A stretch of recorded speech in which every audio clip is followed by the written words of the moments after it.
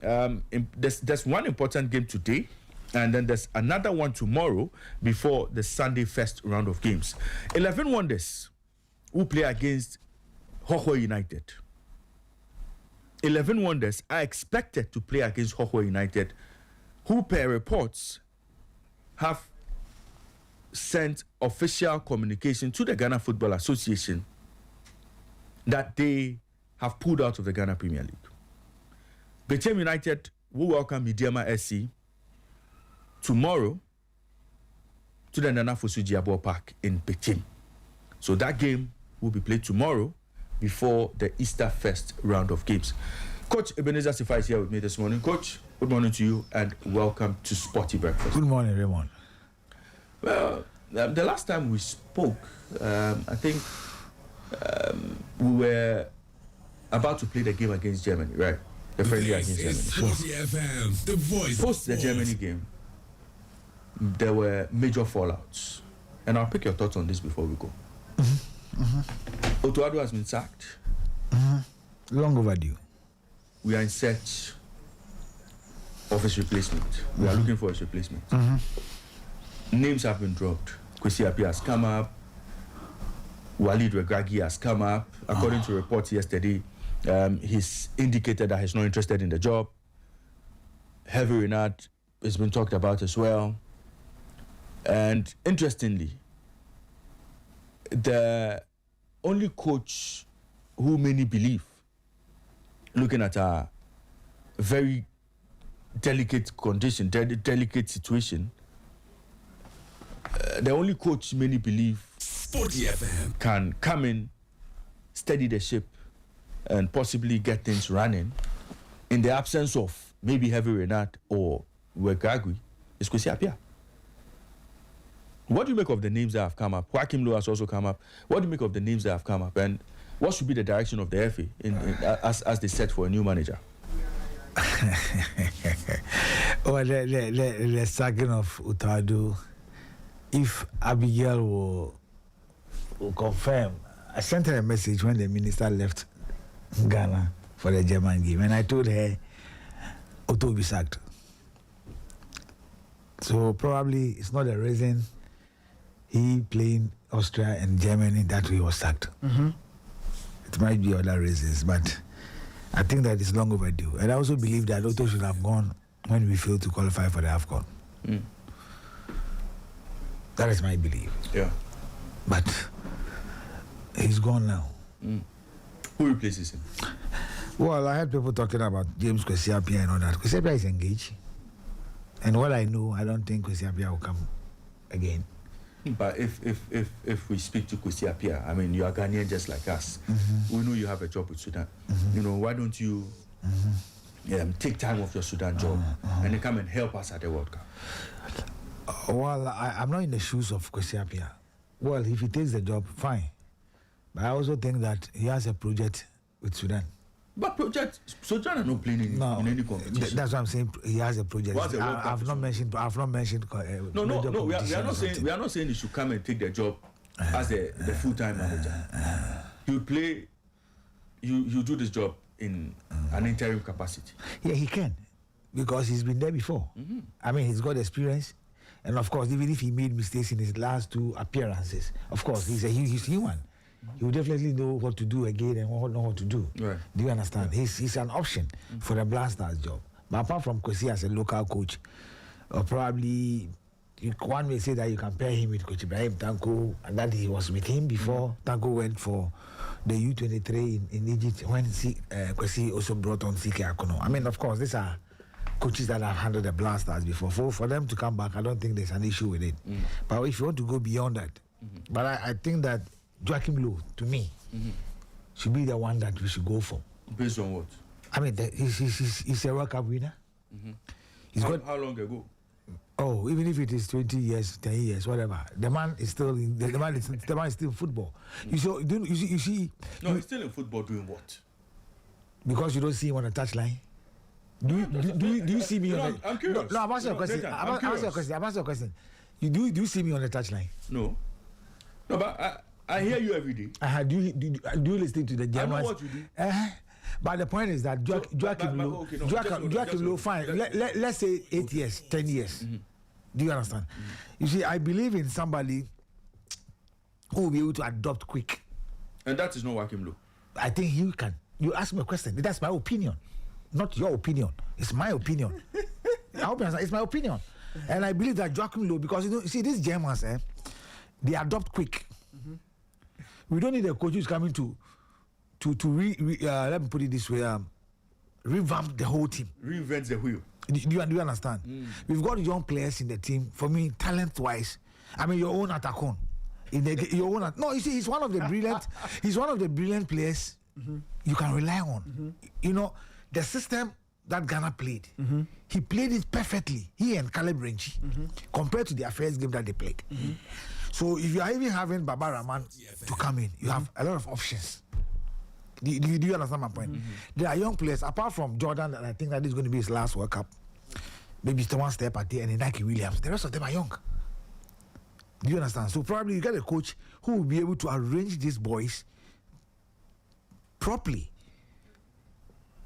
Their attitude, their character, and their approach. That is what we should use to enter this World Cup. Look, we are not going to win the World Cup. Do you get my point?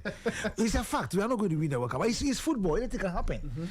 But the fact of the matter is that we need to look beyond the next 4 years. That's why I've said that, look, every good national team, the neck of it is under 20. That is true. And we fail to do that because of poor transition. Desmond Ofe is the U20 coach. He won African Games here. Yeah.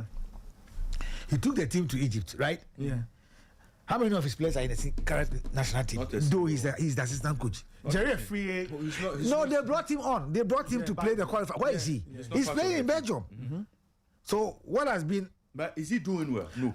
It's not about what. You see, sometimes you talk about whether he's doing well or not. How many times have you followed the young man? I follow him every weekend. Okay, fine. I follow him every weekend. Is he playing or he's not playing? He's playing, but he's not scoring, and that is his job. You see, sometimes that's why I've said that it's not only strikers that scores goals. Yes, of course, it's not only strikers. Other than that, Liverpool will not go and sign a striker. If Mo Salah is there, he's giving them the numbers. If Rafinha and then Lamine Yamal is giving them numbers, Mbappe is giving. They won't go and sign a striker.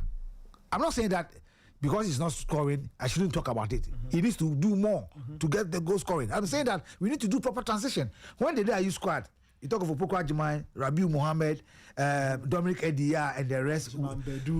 Good. When they went to join the Asamoahs, Kuja Samuels, and John Mensah's Oleles in Angola, how many years did they play for the Blasters? Ever since they decided to fade out, what was the replacement of those players? That's why we failed. That's one is the assistant coach of the senior national team. He was the head coach of the U20.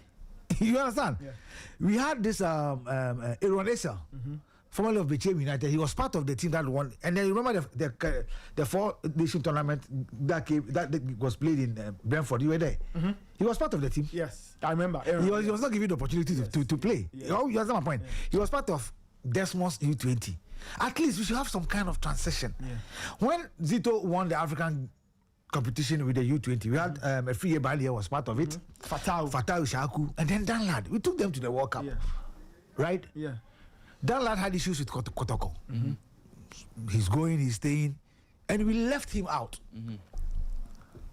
We left him out. Free Bane had issues with his club. Now he's playing very well with the division that he is now. But we've forgotten about all these players. We can't be talking about the free Bania today. Why can't you talk about him? You see, because he's lost form, he has not lost form. He has not been able to. He has not lost form. Those that you claim that they are your top players, how many goals have they scored this season? Coach. Not about coach. Okay, you see, I'm trying to make a point here. I'm trying to make a point. When he introduces players like a free Bania. Oh, a player like a free Bania. You're not being fair. You don't talk like that. Bania was playing in the Swiss top flight. Yes. He couldn't cut it. Your captain is playing. Your captain was playing in the top flight football, but it's not playing the championship without even getting the playing time. Even the championship is stronger than what you use. That's what I'm also trying to refer you. Okay, your coach. Captain is playing for championship. Who doesn't even get 15-20 minutes in games? Okay, coach, you make your point. I'm saying that we didn't manage our transition, and that is what I'm talking about. Do you have all your players that went to Germany and to play the German and Australia team playing 90 minutes throughout the? We are only talking about Antoine Semenyo. It's not the player that we are always mentioning. Duku went to Russia and he's been on and off. He's been consistent in Russia. No, Juku has been consistent. He's been playing with. Then I think I need to recommend you to the new coming coach for you to be able to scout players for him. Coach, make your point. I think you're making a solid point. That is it. About the transition. I'm just mentioning those players as example because that lad was part of the team that went to Qatar. He came to Kotoko and he didn't want to renew his contract and Kotoko wants him to go and all that. Does it mean we should leave him out? Does it mean we should let him go?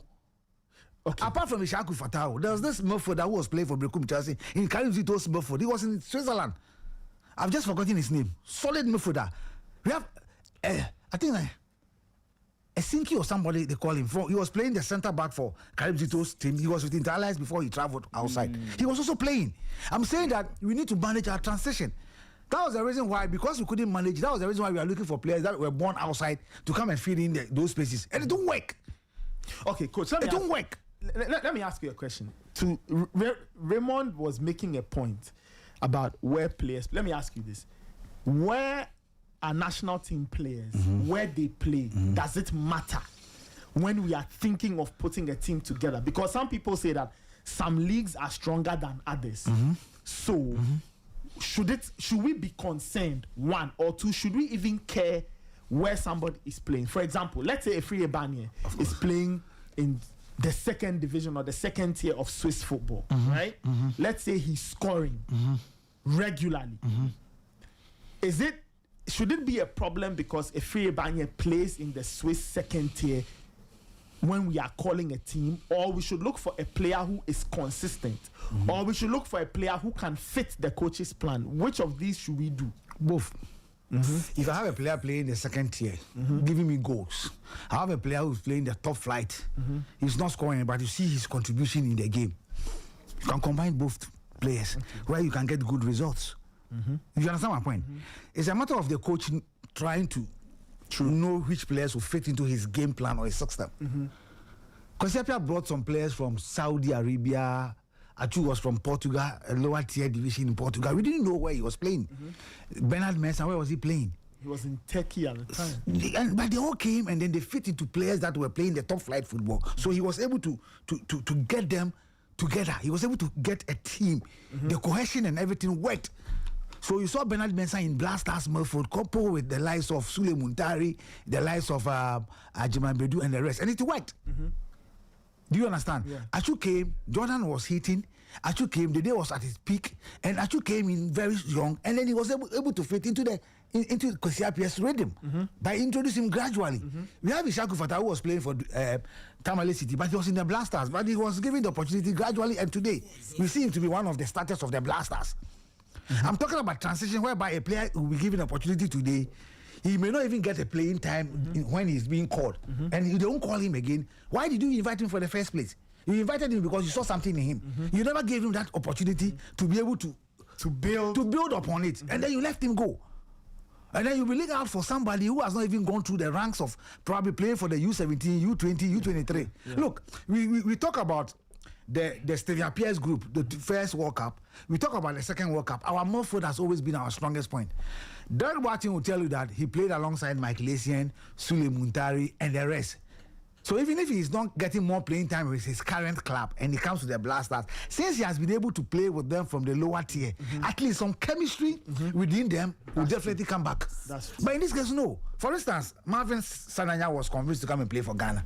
How many minutes was he given to for him to even to have that kind of understanding with the back line? How many? You get my point, and that is my worry. You see, I mentioned Efie Banye because he was part of those players that we thought that we could have transited very well. That's true. Not every player that will be player will come and then will be able. But at least there should be a proper transition. The U20 that went to win the World Cup in Egypt. We have Kwanzaa, who was also playing in the French. But he didn't move on. There are a lot of players who did well. Darelado, who was playing for King Faisal as a centre back, was one of the finest young centre back. But no, because of Jonathan Mensah and the rest, because there were competition out there. But there are other young ones like a free that you spoke about. He was given opportunity. He is because of him. Otoado ran onto the pitch when he scored a goal.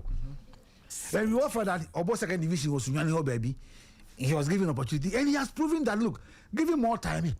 He'll be able to, whether he's doing well with his club or gradually, the difference between our league and the league out there, there's a huge gap. So if a player goes there and probably he's playing and he's not scoring, go and find out why the player is not scoring and ask whether his contribution has been good, why the coach has been using him, although he's not scoring. The coach has been giving him the opportunity. I hope you understand my point. We are talking about Prince Edu Kwabena. People think that he's not scoring, but I think that his work rate, he needs somebody who will be able to support him, because the game that we play against the Germans, people are talking about Jordan Ayew. To me, Jordan was the problem within that midfield, because anytime he gets the ball, he doesn't release the ball quick transition. For Antoine Semenyo, who improvised in that game from the left midfield and on the right, sometimes run to spaces without Jordan releasing the ball quick. So you see, Prince Edu Kwabena, with two defenders on him, he needs a support. But the gap between him and then Jordan Ayew is huge. Wide, yeah. So the second ball, everybody will pick. So at the end of the day, do you blame that player? He will be running and struggling, and he will get tired. So we need to do the transition very well. So you do the coach who will come in and say, look, after this World Cup, these are the crop of young players that I want to build upon. Ghana have said that, look, the next 4 years, you need to see a proper blasters. That is why I'm happy Maswa Klodo has been given a contract with the U20. Prosper Nete Ogun has been given a contract with the U17. So we can go back and then do something good. If it doesn't work this time, probably tomorrow it's going to work, because we fail to do the transition. True. And that is what I'm talking about. I won't mention individual players, because if I should mention individual players, player may fail to perform today in the game, but tomorrow he will do well. That's why I mentioned Atakon, because in that game against Austria, he was zero. He didn't do well. He was against zero. Germany, I will even say negative zero. Do you understand? But against the Germans, I'm praising him because he shows some character strength. Look at our goal that we scored. Look at the way he went in front of the defender. Very strong. And he and Caleb watch their runs up, their energy level. So you ask yourself, why didn't they use in the first game? Probably that was the instruction given to them. Do you understand? So meaning that we've gotten an options within our laterals. We are talking about Caleb Ridge, who plays as a central midfielder. He was not given opportunity to show it in the Blasters. I think we saw once in the tournament in Brentford. Yeah, Unity Cup. Yes. He played some minutes as a midfielder. And then when we went to Korea, Japan, he also got some minutes as a midfielder. You and I know that Partey is not 100% psychologically okay. Yeah. You everybody is aware of this. Yeah. So if Partey gives you this performance and you maybe you have not watched him before, and the first time you are watching Partey, you think that this guy may be good, but you don't know that look, he's better than what he did. But maybe because of one or two issues, maybe probably that's the reason why one or two may say that look, Simon Zibo didn't do well, but there was a particular instructions given to him by the coach. Kwesi Zibo. Yes, Kwesi Zibo. That's why I said that Jordan will get the ball, he will be dribbling, he will be holding on to possessions. You may think that Jordan is doing so much, but tactically, he was affecting the team. So who replaces him with those players on the bench? You see, you introduce Coach Christopher Bahabonsu. One player that I think that when he's given more opportunities, Ghana is going to get a creativity in our team. A minute to the end of the whole game. This is not a friendly match. I talk about friendly match. Jones Atukofi will tell you that he doesn't play friendly match. He plays test match. A friendly match you can go and play. Ray can go and play. Like Monday is a friendly match.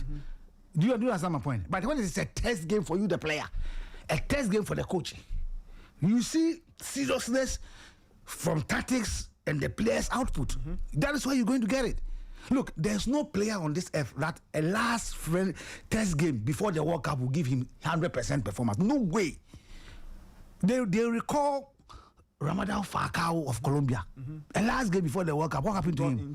Jerry Akameko, what happened to him? There are a lot out there. So there's no player, the last friendly before the World Cup, the proper Mundial, will give 100%. So if you have something to do, this is the time. So what I'm saying, now look, we could have let Otoado go when we failed to qualify for the AFCON. At least we could have gotten some 3 or 4 games at the AFCON to realize this kind of issues and problems in the team. And then we should have done that before we play these 2 friendly matches. Now every Ghanaian is down because we are not playing well. We don't have a team. They are happy on the other side that Yeko Canada, Yeko US. You get my point? So for me, I think that Joachim Low, if he's given the opportunity, I believe he can do the job. And then 2, Hector Cooper. Yes, I'll mention him because he has done it. You see, you don't need a. Why you laugh? He will laugh. You ask the man. No, he will laugh because. Ask the man. He will laugh because he wants me to pick his opinion, which I will not do. Let's You proceed. understand? Let's And even look, the coach of Mali, Tom, he's a very good tactician. They want to beat back to back. Sporty FM. Oh, please. He just won here, not in Mali. They want to beat. Here. And I think you watch that game. Nathan, You the want coach you Otto want that game. Nathan, the coach Otto Look, outclassed coaches have beaten tactically. coaches have beaten Pep Guardiola. Coach that we see to be top on top. Carlo Ancelotti, Pep have beaten him both home back to back several times. But he's one of the finest coaches the That world is has true. produced. That is So for your argument, put it somewhere. That is my opinion. Bring yours and look. Our bad Otto. Look, I think that in this case, okay, I will but support the government, tactically. the ministry, to be part of those that will bring this coach that will be coming. We should go in for the top high class coach Cooper. for 6 months.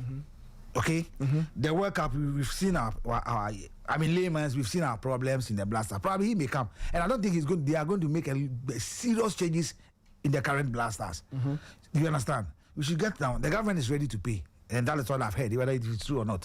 So I think that they should collaborate and bring somebody who will do the job. But for Raymond, Raymond, I don't mind. Nathan, you see, at this point, I'm taking off my host chair, my host cap. What is I'm it putting it again? on your head. I want to deal with coach. You want to deal with me? You see, You want to deal with me as what? You see, No, you want to deal with me as what? No, now, No, you want to deal with me coach as and I what? in the same soup. No, as what? As what? Coach and I are- You were No, here Nathan, ask the before question. the game against the Germans. ask the You manager. play a song here. Say Nyamimbremu. Yes. You were not being tactical, or you were being oh, of course, Nyamimbremu. I was praying for Ghana. You were playing for Nyamimbremu. Yes. But today you are not playing again. No, but wait. No, you are not playing again. Nathan. Nyamimbremu. Nathan. Yeah. I want us to understand something. Yes. It is true that the conveyor belt is broken. It is true. Okay. But then again, one thing is clear. For a conveyor belt to be functioning, players would have to lift themselves to get onto that conveyor belt and get a smooth transition to the Black Stars coach is talking about. Case in point, Fatai Isaaku, under 17, under 20, under 23. Did he show promise? Yeah. Did he lift himself? Did he draw himself away from the pack? He did. Post that tournament, he joined Dreams FC, true or false. Yeah. He now went to Sporting CP. He never got it right with the main team. They pushed him down to the Sporting CP B team. He showed a lot of promise there. He was loaned to Leicester City. So again, every step of the way, Fatai Isaaku kept pushing, proving to everybody that, look, I have it. I have what it takes to get to the next level. Then at Leicester City on loan, he again proved to everybody that, look, I am that player. I can get to the next level. And the Leicester City signed him on a permanent deal. He stayed at Leicester City. We also saw what he did in the Premier League. And we've all seen what he's doing with them in the Championship as well. Okay. So this is a player who, one way or the other, lifted himself onto the conveyor belt and dragged himself all the way to the national team. You look at that under 20 team, Dede Ayew led. Look at the players in there. Look at how the players themselves dragged themselves through that conveyor belt with consistent performance and showing consistent promise at the top. Look at Samuel Nku. Before you continue, those players that they played with, Yes. which class were they playing? No, I'll tell you. They were I'll show you. playing top flights. Wait. You understand? Samuel Nku at the time was playing for Barca. Samuel Nku. He managed to stay consistent over a period and managed to find his way into the national team.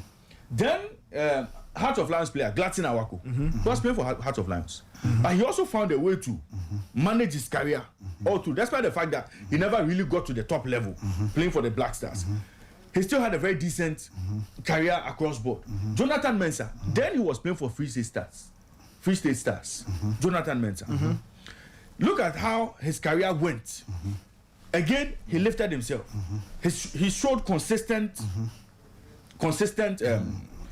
promise. He was promising right from that time. He was consistent all through. Then you pick a player like Rabiu Mohammed. Of course, Rabiu Mohammed when he was playing for Liberty. Liberty. Who told you? Rabiu. He was in France. No, Rabiu at the time Rabiu was in Liberty. France. It was Cassine Gandhi. Gandhi was, He was in Liberty. yes. Rabiu has left Liberty for. Rabiu then. He has Was left. at Liberty when he was called 2009. When he was called, he was at Liberty then. The voice of sports. He was at Liberty. It was after that World Cup he moved to He went France. to France. Yes. Okay, Kwanzaa. Yes, Abeku Kwanzaa. Kwanzaa was playing for Nice. He was in France then. He was in France. But Kwanzaa never really cut it at that level. Because Kwanzaa at a point just fizzled out. So that's why I'm saying that even if there's a clear plan at under 20 level, there are players, like classical example would be Opoku Ajima. Yeah, for him, it is an injury. No, you understand. He broke his leg. What happened to Opoku Ajima? Ajima? Yes. Yeah, injury. For that one, they don't So go. Opoku Ajima, what happened to Rashford Osei as well? He was a media man boy then. He to injury and bad career decisions. No, you understand. So again, the conveyor belt could be there. But if And the then player, I think Dominic Edia. yes, Edia too, another. If the player doesn't lift himself up, if the player doesn't stay consistent, it is hard to have that conveyor belt progress this boy to the senior national. I agree. Now to a I agree with you. No, let me finish with the Efiri. All right, sure. You see, look, Efiri Banye was more of your Ghana Premier League star boy. A lot of PR around him. He got a chance to play for the Black Stars. In that I Switzerland, think he was the captain for the U20. Yeah. in that Switzerland game. You remember we played a friendly against Switzerland? Yeah. Only one dribble past one defender, and everybody said Efiri Banye should be in the team. You remember? That was his only meaningful contribution. I don't remember. Ray, I don't remember. I You see? disagree. I don't remember. Ray, I disagree. I don't remember. You see, Even- relax. no. I disagree with you on that premise. but you see, because to be look, brutally honest, in that football season, Yes. Efiri Banye had done very well. with at an 8 goals in 26 games. Ray, granted, he may have scored 8 goals, but he was one of the standout players in the problem. Ghana Premier League at the time. Then after the World Cup, our good friend went to Zurich.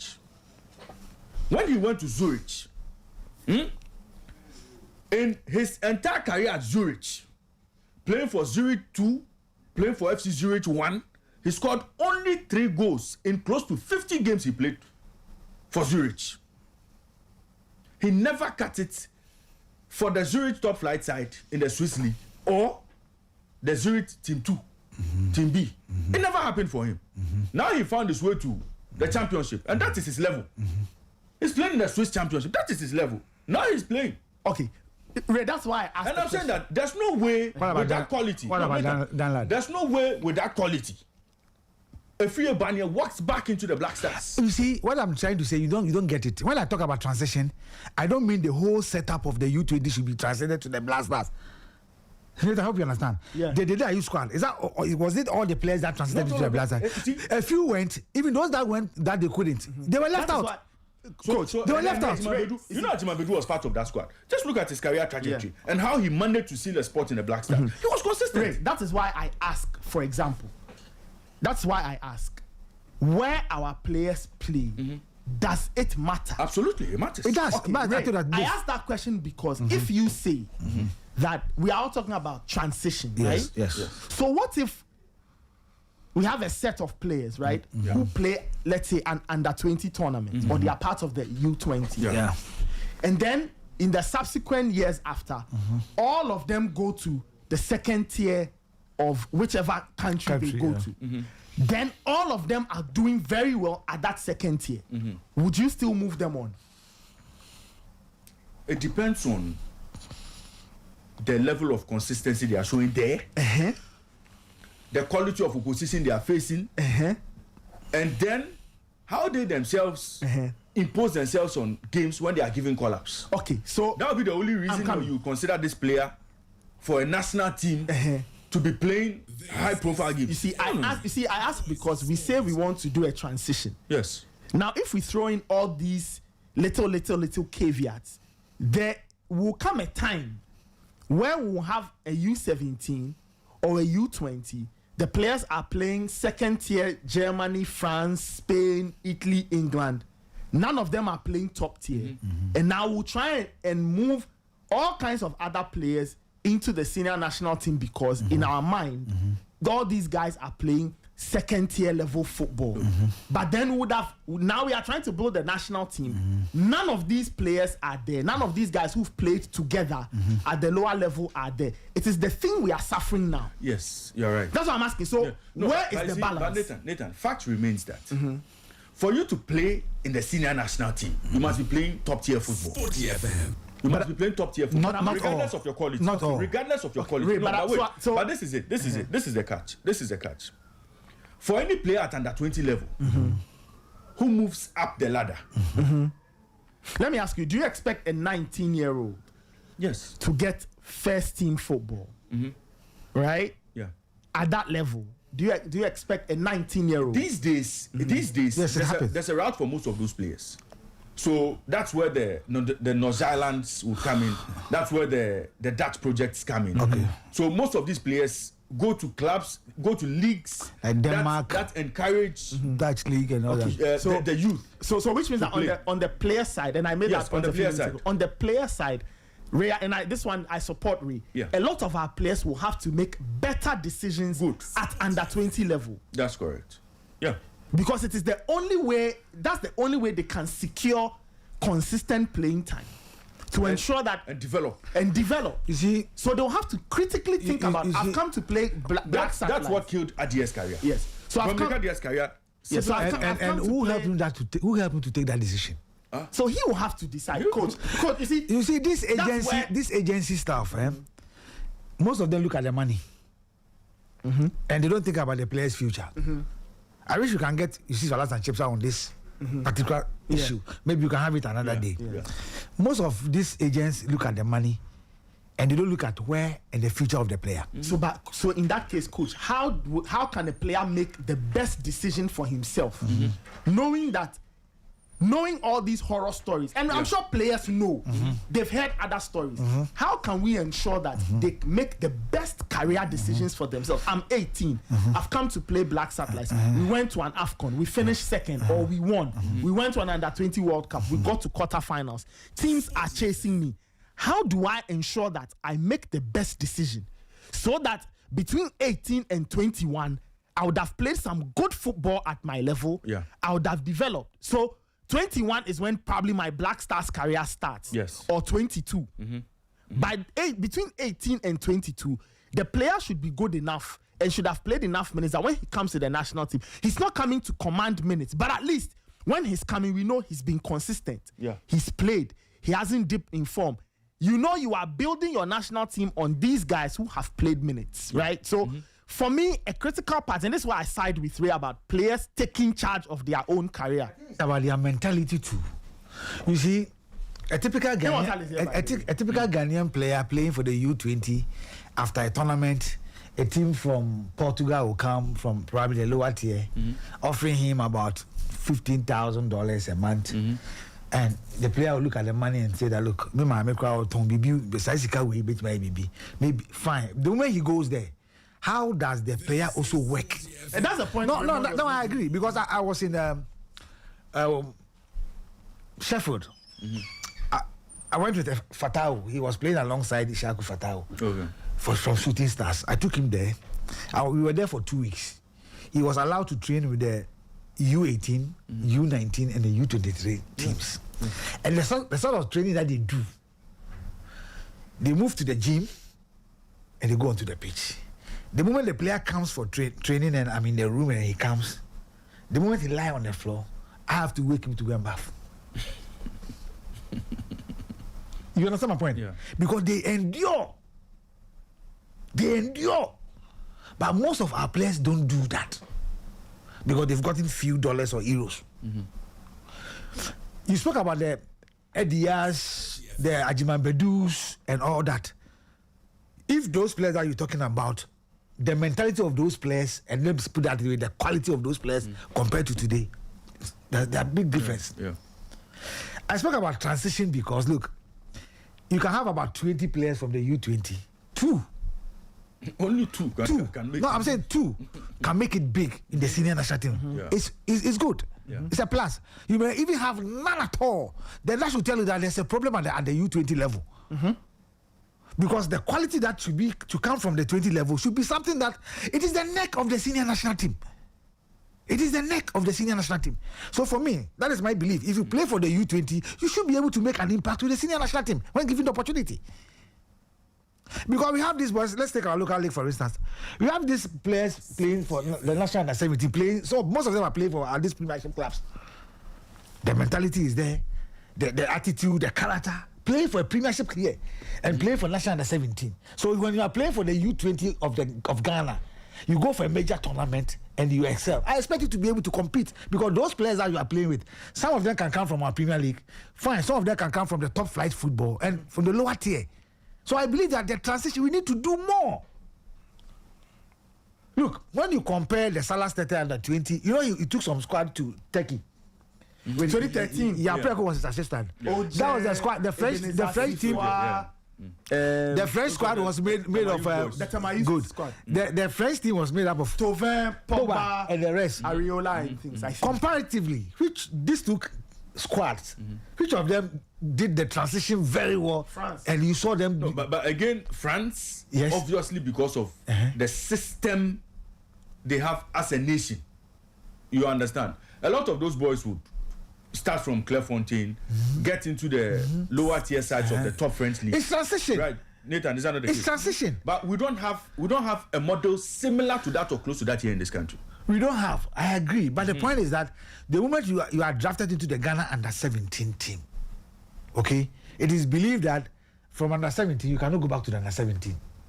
You understand? You should be able to get a Unless you are young.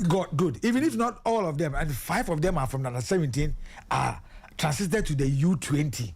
You're talking about the France squad. When you have a look at it was a very loaded team. Very loaded team. Areola Yes. of West Ham, the goalkeeper, Ket Zuma, Samuel Umtiti, Good. Paul Pogba, Godfrey Kondogbia. Yes. Before he switched later to play for Chad, and then this guy too, Mario Lemina, before he switched to Gabon, Yaya Sanogo, who played for Arsenal at a point, Luka Ding, who plays for Aston Villa these days, Jordan Veretout, I think, who's retired, Florian Thauvin is here. Young Christophe Barbeck. Yeah, it was a loaded team.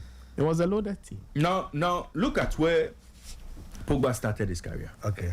This is Sporty. Playing at under 17, Voice of Sport. under 16, 17, 18, 19, 20. He went through the ranks. But when he started playing professional, at that level, it was at Manchester United. And it was at Manchester United junior side. Then he again pushed himself all through. He practically had to push himself. Felt he should have been given more opportunities, didn't get, and now made that move to Juventus. But when he started his football career, obviously he had a very good base. That is the base a lot of our players don't have. And that is the base a lot of these under 20 boys coach is talking about. That's the base they should be having to have a good step to move to the next level. The basis was the fundamentals. The fundamentals. And when the basis, you are playing for Sporty FM. a certain academy somewhere. Say, an academy that is not your. Ghana, we have less than You see, 5 academies. An academy, it is not your right to dream. It is not your Juventus. It's not your Dortmund. It is an academy that has maybe an immortal who likes football, who understands football. It's not your proper football coach. But that academy has immortal as the coach, impacting knowledge into those young boys.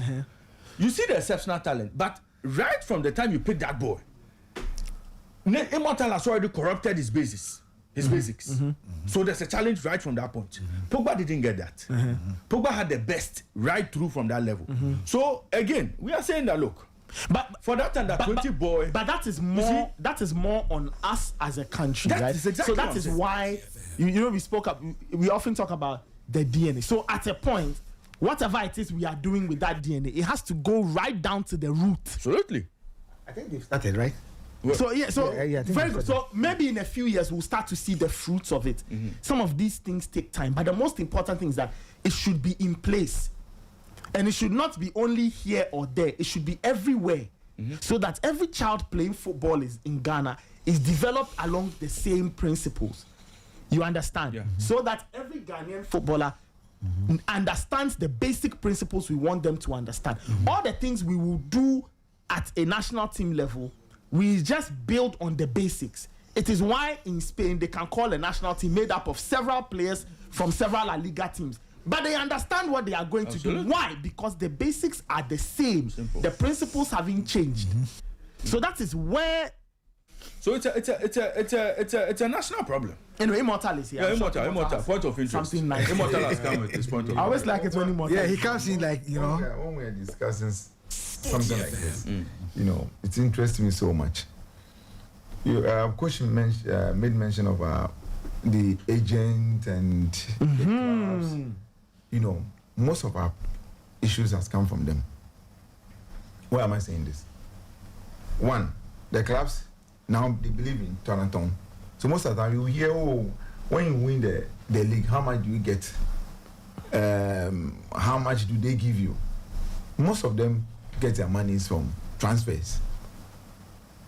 So you will see under 17, under 20, then they are pushing them out. As in, they are transferring them to clubs that when you think about them, you don't need to even transfer players to them. You look at Dreams FC team that did well in the CAF Confederations Cup. Most of them went for free. Ejeni Boati and Co. Through their managers. But they will tell you, oh, you have 4 months, you have 5 months, you have 6 months. Sporty FM, the voice of sports. Don't extend your contract. Don't do this. Then they will push them, before you are aware, they even transfer them from their various clubs to other teams. Because the agents, they will get their 10%, their 15%, their 20%. That is one side. Most of the clubs also believe in the turn-a-turn. So once the player comes up a bit, then they want to sell them. I think apart from House of Folk, who doesn't sell players? House of Folk doesn't sell players. Once a while. Yes. When House of Folk sold Sani and Watara, about $200,000. Let's go back a bit. I think Mahat Motu contract. To how many years now? To Mahat Motu. Then Pomprokopno also came in. Look at all the other boys, like Thomas Abe, Kwame Kizito, Vincent Atenga. All of them went for free. So it was only Kobna. Okay, Kobna, he was sold to an Albanian club. Yeah, so from Mahat Motu to Kobna, and that was that time then we had Sani. Yeah, I think they sold him 200,000 euros. And under Coach Aboka Watara. Yes. House of Folk, it's on House of Folk that they don't sell players, but they will wait when the contract ends. Then the players leave for free. Once a while, Kotoko will sell. Then when Nana Aponsa also came, they were also selling. But which clubs do they sell the players to? Who monitor their progress? You see, that has been our issue. We were talking about Fatah Shaku. I remember Fatah Shaku team. No, Fatah Shaku after under 17, they didn't qualify for the African Cup of Nations. Then Coach Karim Zito called him from under 17 to under 20. To under 20. He was best player. On the under 17 championship they played in Mauritania. They won the COVID-19 time. Yeah. Then we won. Fortunately, we couldn't go for the World Cup because of the COVID-19. Now, what is Philemon Bafo? Because I said the Paris 2024 Paris 2024 Olympic Games was based on 4 players. They were the projects for Paris 2024. Philemon Bafo, Danlad Ibrahim, Efri Ebani, and then Fatah Shaku. I think there was something Collins Bois. Yes. Yeah. No, it's not. His brother Bois. Precious Bois. Where's Precious? Wonderful free kicks from that guy. Precious I don't know. They were all transferred. I don't know. He went to, is it Esperance? Yes. And later they transferred him again. There was an issue between. So it is not a matter of we're not having quality at that level. No. I spoke about the transition. Part of the reason is poor decisions in terms of where they go, and then we lose them. Yeah. See, if you were to be those days when House of Folk and Kotoko and other class were doing well, by now Kudus Mohammed. By now, the House of Folk and Kotoko are deciding whether we should go for him or we shouldn't go for him.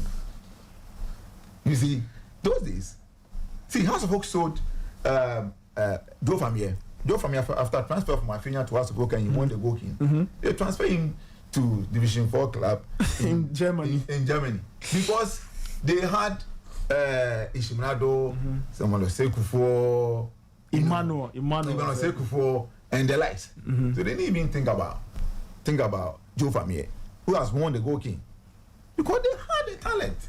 They had a lot of players, and now it's not like that.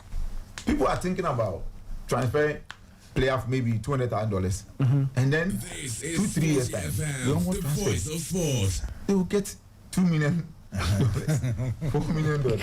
You see, so if you have about 5-6 second players, see, what a time, about 10 years, internalize the whole Africa.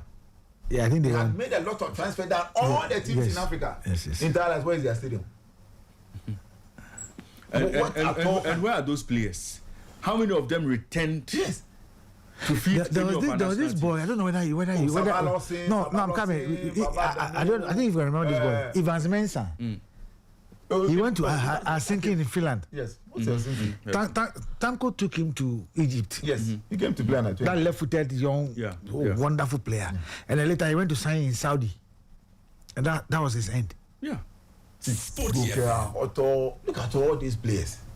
They had them. So Nathan, so that conveyor belt, we have, so the state or the handlers of football have their role to play to make sure that conveyor belt is solid. Yeah. Okay. But then again, when players decide to make certain career choices and end up not coming to play for the national team, again, I will not go and blame the FA and I will not blame the state. Because some of the players themselves, because of what coach would say, mentality issues and what small money can do to their brains, they take certain parts that rob us of that talent becoming national team assets. Fair enough. But again, who do we blame? There was this boy Pakwesi took to India with Kudus and the rest. I think he was the striker from one of the coast club from Kanishi or something. He went to Monaco. He was Yes. He was the main man in that Pakwesi under 17 squad. Eric Ayia. Even Kudus was not a star boy. Not at all. Ayia was the star. Was a star player. When he came, he was transferred to Monaco youth team. Where is he today? You understand my point? Where is he today? I was talking about those who were to project Ghana to Paris 2024. So we talk about Philemon Bafo. Philemon Bafo even got called up to the national team. So many occasions. People spoke a lot about his call up, but I used to monitor him at the when doing service playing, so I knew he had the potential. But when he went to Portugal, yes, he didn't get playing time. If they left Fatah Shaku at Sporting CP, by now he wouldn't be at where he is at the moment, or the top level football he's playing, because of getting time to play. You see, so when they are selling the players, you don't think about where the players are going. Most of our players will go to some countries. When you think about it, say, but one, it's about the money. If you don't have the money, as Sarkodie said, we did so. But you know, so you see, we whatever we say will end up in how much do you have to show. Even this way we are doing. When you check other people, those who have, who have sacrificed for this job. Some of them, when you look at them, Charlie, with the you see, I don't know what do you have to show. You also look at them and look at the other players. But the managers, the agents, they are the main issue or the to problem as far as transferring players and making sure that players go to the right teams are concerned. See, most of our players, when they go to North Africa, they can play. You can mention them. Being from Chastela in those people, when they go there, we cannot play. Why do we continue to transfer our players to North Africa? To go and do what? Do they have the same style of play like us? So we need to think about it well. And then again, Ray, I think what will solve all this challenge is making sure that Pram we invest more in Pram and then Winneba Sports College or Winneba Sports Academy. Because one, we knew that okay, now government pays school fees for free. All these players will go through basic school. And at 12, that's where you can get them. Sporty And at 15, you get them at senior high school. So when we get them, do we have a school that can house, basic school for sports? So we don't have our own right to dream. We don't have it. So we never sports. See, We don't have our own St. George. Wait, Is that not it? Yeah, we don't. We don't have our own Clairefontaine. Yeah, so I that remember is it. 2012. I went to Winneba Sports College with Abate. When we went there, the director was one Asibi. He complained a lot about the players they were not calling. So we came to do the story. And then Opel and Parkway, they call Thomas Abbey. Well, they were in their group. So they had Thomas Abbey and then Mike Anaba from their group. Yes, before that, then we had Samuel Nkum and Abe Kubansa Sporty FM. for 2017 or 2019 under 17. They had them. You see, So that must have been two, because Kwanzaa was with there. Kwanzaa Inkum Kwanzaa played was under with- 20 he was together. with- So they must yeah, have he was- played I- 2007. 2007, 2008. so they they called them and now they are not calling the players. So they called about 6 of them. And then they had Thomas Abe and Mike Anaba. We went there again the following time, we went there again. Then they called. They had this guy, Thomas Tateje. He plays for Midiama. If you remember. Yeah. Yes. Left-footed. Very. I think he went to Spain or something. Yeah. So he went with one guy, Amwa. Daniel Amwa Papa to Yes, Tanzania. Yeah, Tanzania. They went to Tanzania together. But they were playing for Midiama. Midiama did well. Daniel Amwa became the captain for Midiama. Yeah. Center back. They call him Papa. 2016, this champion of Confederations Cup, when Midiama eliminated Sundowns. It was Confederation Cup. Yes, they were part of the team. You see, and a couple of other players, some of the players were playing in Liberty and other clubs. So we have to make sure that Winneba Sports Academy, we invest a lot of money there. That's true. So that when we get the under 17s, the under 15s, the under 12s, they are coming from government schools. You see, so you get them, you put them there, they go to school. Even when they get to under 17, we can decide that we were paying for your school fees, we were feeding you, we were doing everything. We won't pay winning bonus. They cannot say anything. But if you wait and you let Thomas Partey, father, sell his house and make sure that Thomas Partey go to Atletico Madrid, Of course, he will take $10,000. You cannot say anything. because he didn't contribute Yes, he didn't anything contribute. to his development. You see, so we need to do things right. So the JFA Academy, I remember 2015, at Rising Star. I was at the I was at the Liberty Park, the final one. Kosian Techi says this group will start the Kosian Techi Academy as Pam 2015. That was a day. That was a day Midema beat Kotoko at Accra Sports Stadium to win their FA Cup 2015. So they went to 2016 Confederations Cup. Yeah. So from there I went there. Kosian Techi said over there that 2015. That squad, the Airtel Rising Star, I think that was the last one, the Airtel Rising Star, they will begin the Kosian Techi Academy at Winneba, at Pram. What happened? The plan is there. What happened from 2015 up to now? You see, so we need to do things right. Otherwise, Charlie, we'll be kind. But otherwise, Right to Dream will be producing our next stars for us. But the we will gladly accept them. Ray, the interesting thing is that the clubs, most of them doesn't affect them. Maybe apart from Hassan Kotoko, the rest they transfer a lot of players out. Oh yeah, of course. They transfer. As I mentioned in the highlights, within 10 years, the whole Africa. Yeah, they've So- transferred. Oh yes, So yeah, imagine- the Africa, yeah. Can you imagine they won't transfer that The allies have made. Let me bring in Michael Asaribudu. Michael Asaribudu has been listening in for a while. We're harmlessly going to discuss our Ghana Premier League. No, you do that. And coach decided to. I decided. Am I the one who see the program? Produce this part. But Nathan, you asked about Eric Eya. So you are such a troublemaker. Eric Eya. Ghana, the Bampo was asking me that. How am I dealing with? Brennan was asking, how am I dealing with? Where is he? It's in New Jersey these days, Hey, OBB. Well, you asked about Eya. Eric Eya, yeah. So Eric Eya left Charity Stars. Charity Stars, good. Then from Monaco under 19, he went to Monaco B. So that's how the French system works, Nathan. Yeah. So when they plugged him from under 17, just like they do with any French player, he went to Monaco under 19. Yes. Then to Monaco B. Yes. Then he couldn't make it to Monaco proper. So he went to Monaco under 21. Then from Monaco under 21, he went to Gil Vicente under 23 in Portugal. Then he stayed there. Then from Vicente under 23, he went to Trofense in League 2. Then from Trofense, he went to Felgueiras, which is the third tier. Then from Felgueiras, he came to Vazim, Portugal 2. Then in League 2. Then from Vazim, they sent him back to Felgueiras in League 3.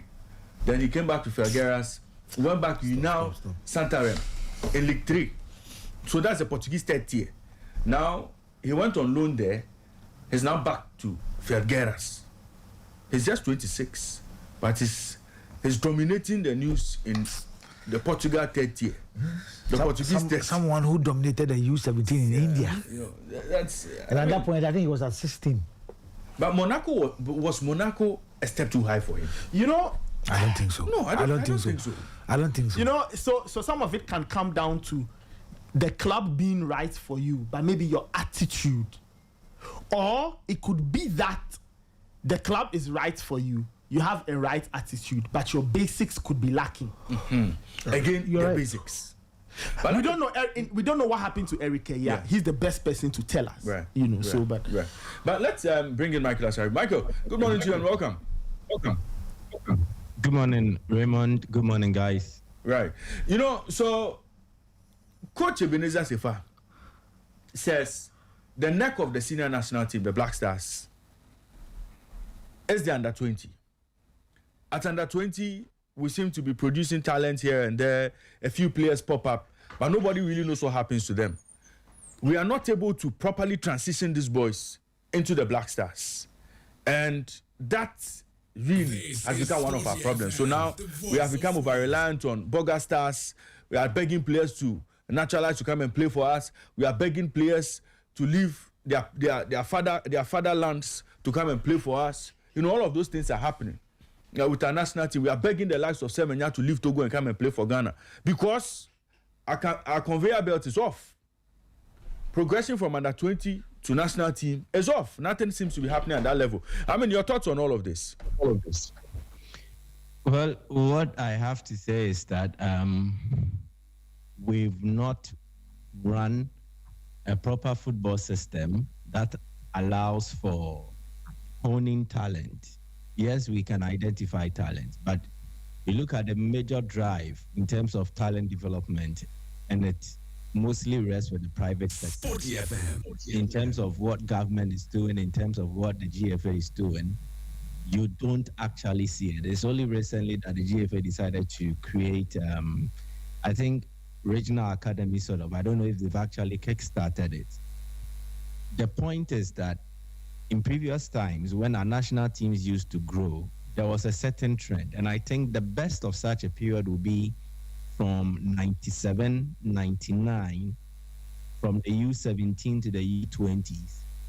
These teams had excellent players who formed the backbone of the first squad that qualified us for the World Cup.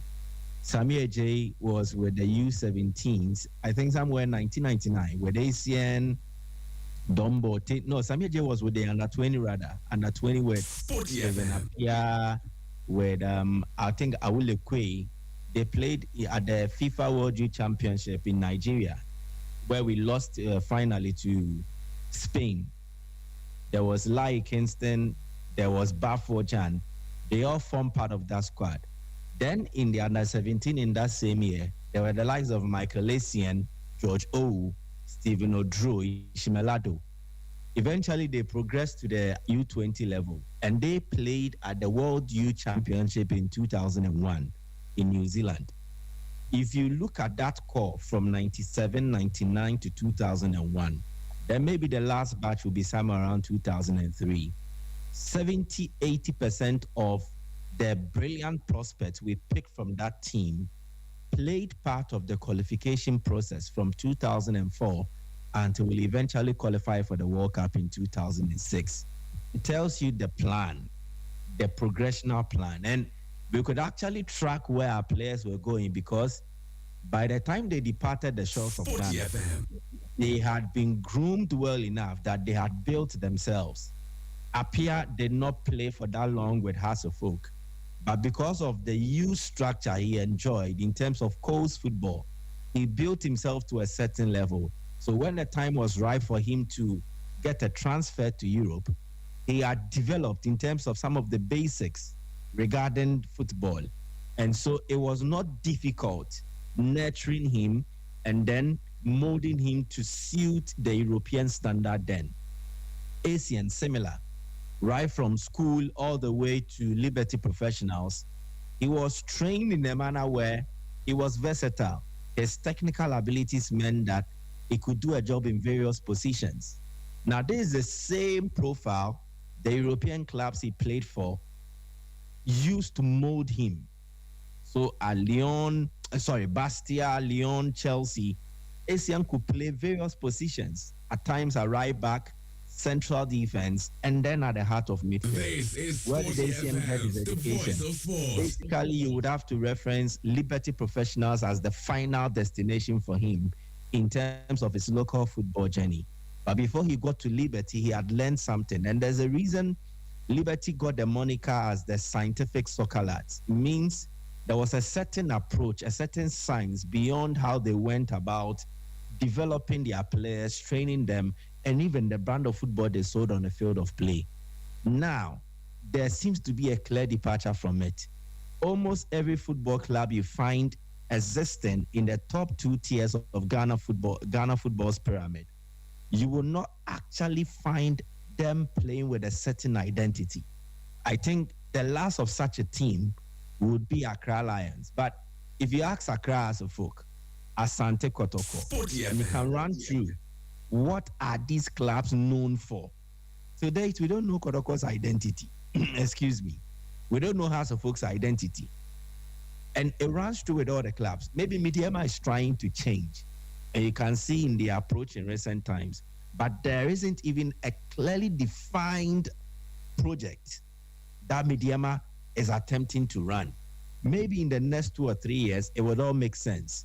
But there is no well-documented approach or policy or direction of most of our clubs. You wouldn't find that in them. You will see that what they are doing now essentially is about surviving. Vision FC has a bit of them that looks at getting youngsters on board, training them. If opportunities arise, they will export them. Dreams FC used to do that in the past, but it is not that consistent as it stands now. A lot of our clubs don't really have any identity, sort of. And it is a problem. In times past, there was Obuasi Goldfields. They had an identity, and it showed in how the club was run, to the extent that they struck partnerships with Ajax Amsterdam, had a well-functioning football academy that produced top talents.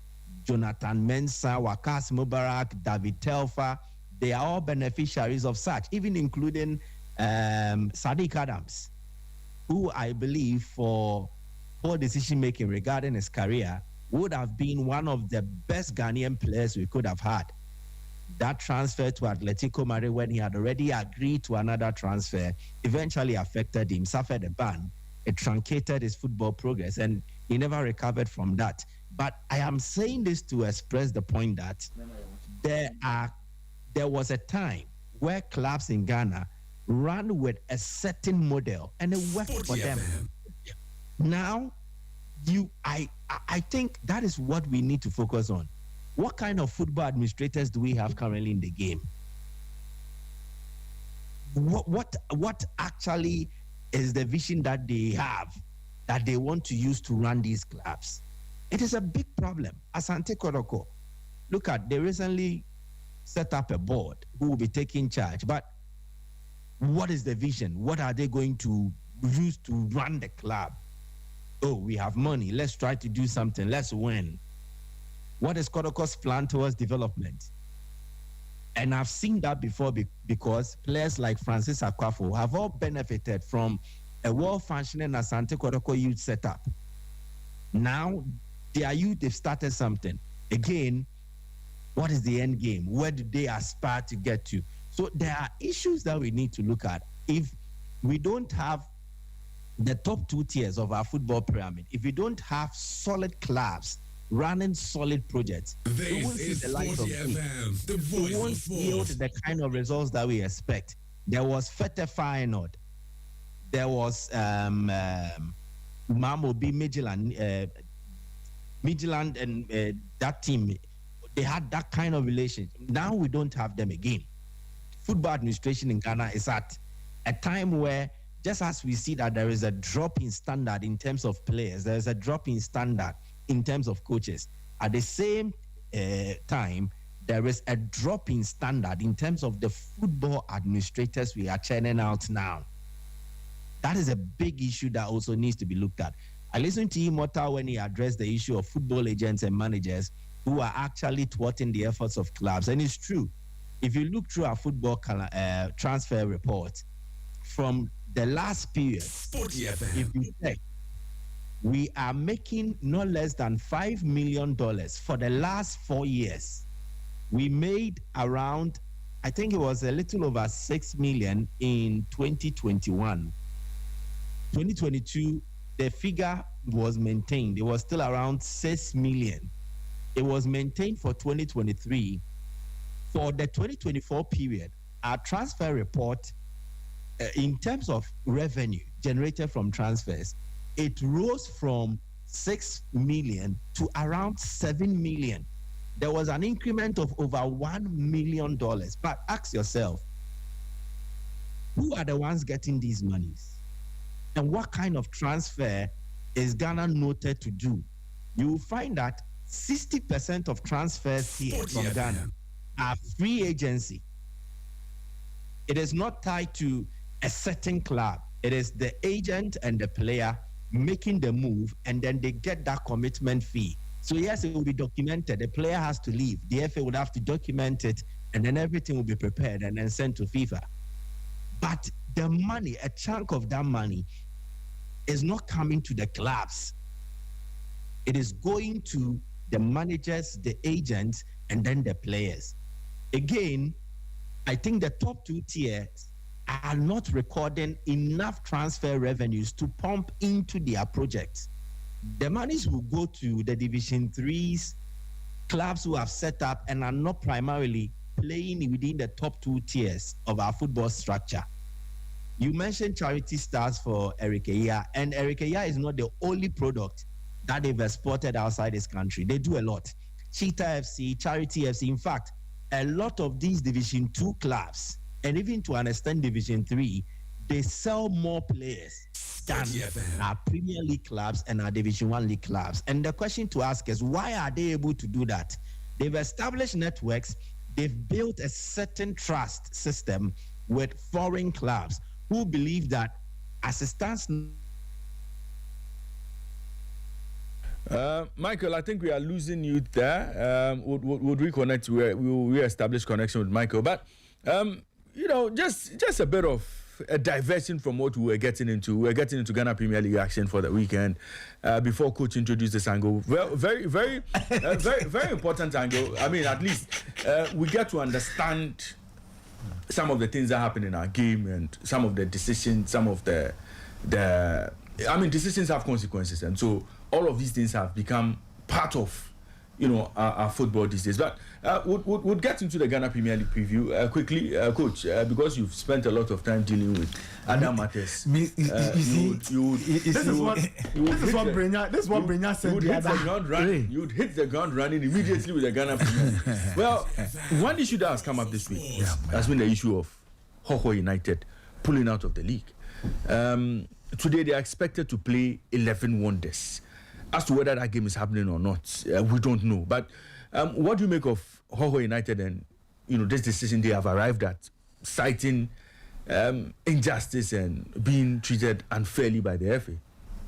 It's very sad. You ask me. It's very sad to when I saw their letter to the association, I was very sad for them to withdraw from the Ghana Premier League, citing some unfairness and some few things, suggesting that people want them to get relegated. And I believe that Sporty FM. they should continue with the league, because this league that we are playing are made of rules, and they are aware of it. When the disciplinary committee came out with their verdict, they appealed. Right? They did appeal. And I think they also apply for a stay of execution. Yeah. And I think that the stay of execution has to go to the disciplinary committee. It doesn't go to the appeals committee. I hope you understand. And out of the 3 home match ban, they've executed 1 already. So what informed them, because listening to the administrative manager yesterday, he was saying that yes, they believe that they are not treated, it is some kind of sign trying to push them out of the Ghana Premier League, because Ashgood was suspended from playing from Obuasi, but they were given Bekwai within the same Ashanti. Ebusua Drafts were sanctioned from playing from Studio. No, they were sanctioned from the Robert Mensah Stadium, but they are playing their matches around the Central Region. They are playing at Hohoi, and they've been banned from playing at home. But instead of they believe they have Mando Sports Stadiums around, and other stadia that they believe that, or other pitches that they believe that they can play their games there. But they've been moved to Tema, and the near J Kraku is second alternative home venue for their opponent. That is Dreams FC, that the game that they played. And they also mentioned the officiating in that game that day. It's very sad, but I believe that there are process. Okay, there are processes that they have to go through. It is left with 7 matches to go. My argument is that Hawaii was able to pick a point from Nations FC. Nations have to come back in the 73rd minute to get equalizer to Emmanuel Ano. They were able to hold House of Folk in the first game at the Accra Sports Stadium. All these games that I mentioned are games that were not played in Hawaii. They were played away from Hawaii. They've won 2 away games this season. They went to Bechem to pick a point from that game. They went to Young Apostles to pick a point that they played 2-2. And they believe that in that game, supporters of Young Apostles came onto the pitch to misbehave. And they had nothing of that sort has happened, that they've been charged or whatever. Yeah. They went to Odoma, they picked a point from Mediana. And then, of course, they went to Takwa to beat Mediama with even 10 men.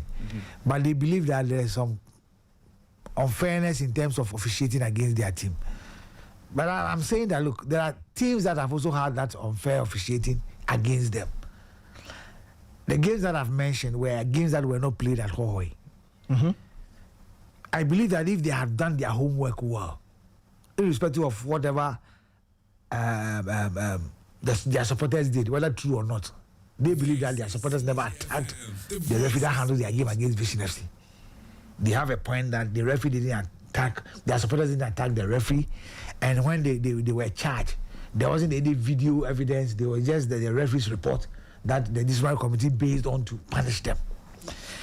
And I'm saying that if they have done their homework well, I'm not talking about the ruling of the decision of the disciplinary committee. They have a game against Heart of Lions at home. On the 90th minute, their captain blew the penalty away. Right after the game, they sacked their coach. After beating Kumasi and Sante Kotoko, they struggled and they couldn't beat House of Folk. Gold Stars came there to pick all the 3 points. Adriana went there to pick all the 3 points. And there are games Vision went there to pick a point. Yeah. There are points that I felt that they could have won or picked from the games that they've played at home. 7 matches to go. So when did they realize that they were not being treated fairly? Probably where they find themselves now. Probably, to me, that is the reason why probably they are afraid that playing the 3 games away from home will definitely lead them to go to relegation. But I have a feeling that, look, the games that I've mentioned earlier, one that was played away from home, they can still have a proper mentality and go and play those games, and they can still stay in the Ghana Premier League. Today, they are supposed to play 11 Wonders at Swedru, a game that I believe they can win. If I had watched their game against Swedru Blast that they lost by lone goal, on the 90th minute of the game, one-on-one with the goalkeeper, and the striker beat the goalkeeper, but failed to put the ball at the back of the net for a Swedru Blast defender to come and take the ball from there. So for me, they missed some points that I believe that on the field of play, they could have at least be having at least about 40 or so points in the Ghana Premier League. But for them to withdraw from the Ghana Premier League, for me, it's sad. Last season, we had for them, their issue is quite different because of the death of Paulie. The owner of the club was being accused and he was in court and all that. Of course, if he decides to pull out from the Ghana Premier League, one way or other, you may understand. But in this case, referees has not been fair to almost all the clubs in some games. There are teams that have been banned from playing at home. Okay? I can mention Nations FC. And of course, they themselves mentioned Gold Stars and all that. But I thought that they should have engaged the association. You understand? Pulling out, there are consequences. And of course, they know. Yesterday, according to their administrative manager, they are still having their players in camp. Though they've told their players they pull out from the camp. They are training and they are still in camp. And I ask a simple question. Are you camping them for what? If you've decided to pull out from the league, allow the players to go. Sporty. So what are they training for? Training for which competition? So Nathan. It's very sad for me. It's very sad, and it doesn't speak well. I have done a few checks. Yeah. I have done a few checks. Okay. Now, per the checks I've done, the FA, as we speak, is yet to receive that letter that was addressed to the FA. You mean the withdrawal? The withdrawal letter is yet to reach the FA. So you are saying that per your checks, Per my checks, that withdrawal the FA has not received that letter. The FA hasn't received it yet. Yes. Oh. That letter Because is not sitting with the I heard Udo Safo, executive committee member, this morning on a station saying that the letter has gotten to the general secretary of the FA, and he has also right to for them to confirm. So that is what I'm saying. We are waiting for the general secretary to indeed confirm if he has received it. And if he's received it, he doesn't have to write back to confirm. If he's received that letter, all the FA would have to. Because I have a letter here which was addressed to the media. Yes. Right, So I think you have it. Yes. So if the general secretary of the FA receives that letter, his job would be to go into execution. You have pulled out. So, in effect, let me apply the rules. That is the decision the general secretary will take. But as we speak, per my checks, the general secretary is yet to receive that letter that was addressed to him. So the letter was addressed just to do what? And because it was addressed to the general secretary of the association. Is that game against 11 Wonders, Hoho United will play. Ray, look, at 6 minutes after 9 this morning, we are yet to hear anything from the FA. I'm saying that Hoho United will honor that game at 3 p.m. today. I also listened to one of the officials this morning when I was coming. He was on radio saying that they are still in Hohoi.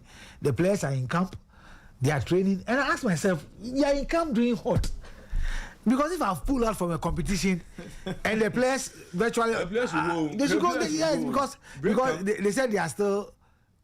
I don't get it. At 3 p.m. today. Because according to Dusafo, he said he has spoken to the owner of the club, the board, some of the board members, some of the club officials. He has spoken to them for them to change their mind and etc.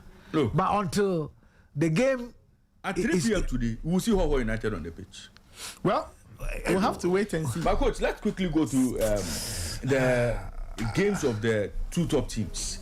Mediama 49 points, Bibiani Gold Stars 48, Asante Kotoko 43, Hearts of Oak 43, Adriana FC 42, Kerala United 41, Samatex 38, Dreams 37, Holy Stars 37, and then Bechem United 36. These are the top 10 teams in the league. You look at that relegation battle, there's position number 16 going to Brekum Chelsea, who are on 32 points. Hoho United are 17th on 30 points, and then 11 Wonders have 10 points. They are bottom of the table, and they are going to Division 1 next season. Now, Mediama travel all the way to the Nana Fosu Jabo Park to take on the team. Is it a game? Yeah, it's going to be a big game. To stay top of the table. I think we are here on Monday. Yes. The Kotoko game's on Monday, so we can leave Kotoko's game and then discuss it on Monday. No, Mediama. No, I'm saying that you said I should deal with the two games, and I'm saying that Kotoko is playing on Monday, so we can leave Kotoko out today and then probably deal with Kotoko on Monday. Bechem. Yeah, I think it's going to be a difficult game. Bechem went to Samatex to pick out the 3 points. They went with an unknown players, apart from Tompo, who captained the team. Okra even didn't dress. They went with unknown players, the likes of London and the rest, and of course Yawano, who has also played a couple of games for Bechem United, and they were able to. They even missed a penalty. They would have won by 3. They won by 2-1. It was a difficult game for Samatex, and I think that Coach Emisa decided to surprise them with those players that he has probably built from their youth team, and also gave them some few matches. By this time, let's go all out, go and show what you have, and it worked for them. For Ibrahim Tanko, he was able to beat 11 Wonders 2-0. But this is a game that he is playing before Gold Stars will be playing Nations FC on Sunday. So probably he needs to go all out and find out if he will be able to get all the 3 points and still be on top of the league. Because if Mediama should lose these points, Gold Stars will do everything possible, because they will think that if they should win against Nations, they will come back on top of the league. And after this game, Mediama will be going home to play Kumasi Asante Kotoko, which is a very big game. That is next week. So it's going to be a dicey situation. But I think that Mediama plays the ball on the turf. Bechem also play the game on the turf. So it's a matter of which players are going to live up to expectation based on what system or tactics the coach is going to apply. But I believe that Bechem have one player that they look up to if he's going to play, because against Samatex, he was not even on the bench. That is Augustine Okra. And when it comes to Bechem Nana Fosuji Abo pitch, Augustine Okra is a king there. Come to the free kick, come to let's open up defense. And he scanned a lot when he's on the field of Nana Fosuji Abo. But Mediama has also have to also work extra hard if they really want to pick these points, especially in terms of their defending.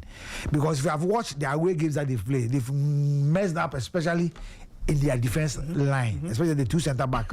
So I think that this is a game that is going to be a Milford, where I think they equally have good players. But Mediama have advantage over Bechem because of the experience and the number of games that the Mediama midfield has played. The Manoa Mante, Fuzi, the likes of Salim Adams and the rest. When it comes to free kick, Ogesoka is good at Bechem, being in the distance. Salim Adams have proven that he's also good at it. So I foresee a balanced game in this situation. But I think that Mediama, out of what they did, by not winning about 5 games, coming to win against, they cannot afford to go back to lose a game again. They won against the team that was. That's what I'm saying. That after 5 games that they couldn't win, they came to win against 11 Wonders. They cannot afford to go back. It's going to be a difficult game. It's either a draw or a slim win for Mediama in this particular game. I give Mediama advantage of Bechem United. Best home performer in the league coming up against Nations FC in a game that they know 3 points could guarantee them top spot. I'm seeing Nations team as Frimpong Manson, who won the league with Gold Stars, and then he felt that he was not treated fairly when he was left out to go. And since he left the team is also doing well with the new coach, and they believe that Frimpong Manson has to go because of 1 or 2 issues. You remember he was asked to go and play a friendly match, and he believed that he cannot risk his team. And the team that he was supposed to play belongs to a board member, and they believe that he has disrespected the board member, and of course he has to be let go. Frimpong Manson have something at the back of his mind that look, Ebeko go the Emko corner. You understand what I'm saying? But he wants to pay them in their own coin. And the nation FC that I've seen, if they should play the way they play against Kotoko, then I think that the 3 points is going to stay in Babiani. You know, in Kotoko, I think performance came with just a plan. I won't say plan. You realize that Razak Simpson sent all the long balls behind the Kotoko back line, trying to locate Emmanuel Ano, who has got pace. Yeah. The first 15 minutes did work for Kotoko. Even it was the goal pole that saved Kotoko from conceding the early goal, that strike from Sulemana, and even the second touch from Ano also missed narrowly. And apart from that, Kotoko also adopted a low block and also tried to place Albert Amwa on Razak Simpson, who was better than in the game that Kotoko won by 3 goals. And Nations lost the midfield. So Frimpong also has to make some changes, which didn't really help. If he should go and play the way he played against Kotoko, then I'm afraid Gold Stars is going to win. You know, against Bekum Chelsea, they have to fight back to get that equalizer. I'll take about 8 minutes to the end of the game. So it tells you that in their last 3 games, they have really, really struggled to be the nations that we know. But for Babiani Gold Stars, they are yet to lose a game at home. And they believe that if Mediama should win, then they need to fight and win. Because if they also sit and lose, probably Mediama is going to extend the lead. But if Mediama should not do what is expected of them, probably they have a way. It's going to be a difficult game. I expect this game to end in a draw or a win for Babiani Gold Stars. Let's look at Council Folk. They haven't won in their last 5. 5, yeah. Just 1 win and 4 draws. Yeah. Clearly, it's not happening for Hearts of Folk. They're struggling to win games. And a lot of people say, if Hearts of Folk were really taking their chances, all these draws they've played in the league, they've played as many as 13 draws. Serious. Managing to have that. Look, possibly put you know finish. Do you know that Hearts of Oak have not won a game since February 15? Yes. Since they beat Asante. But it's bad. Hearts of Oak have not won a game. It's very, very they bad. They went through half of February without a win. The whole of March without a win. And they've drawn as many as 13 times this season. And many people say, look, Hearts of Folk win half of those matches and they're league leaders. This weekend they play against but what about those teams that have also lost? If they have also won, they also be the league leaders. No, but you look at... Of course. No, look at the I don't be using that as a yardstick, because if you had drawn 13 and you are telling me that if you had won. But a lot of about the teams that have also lost, if they have won. A lot of these games, we know has played pulsating draws simply because they failed to take their chances. They created chances in these games. They never converted them. You know? And it's almost like Hearts of Folk have a very good defense, a very poor attack, because in the league they have the best. Let me tell you something. I didn't want to say this, but I was forced to say it on TV when they played Shredo Blacks. We talk about Hearts of Folk having a very good defense, yes, but ask yourself, the teams that have played Hearts of Folk, they only go with one striker, one top. And we are playing against Hearts of Folk, who has got 2 defenders that I think that are very good, SCB and then Ali Mohammed, and you go with one striker. Obviously, there's no way you are going to create chances to score. How you get my point? I get you. So, on TV, I said this, and I said that, look, if Mengel will go with 2 strikers, a striker that will support Rudolph Mensah, the Hearts of Folk will be in trouble. And that's exactly what happened.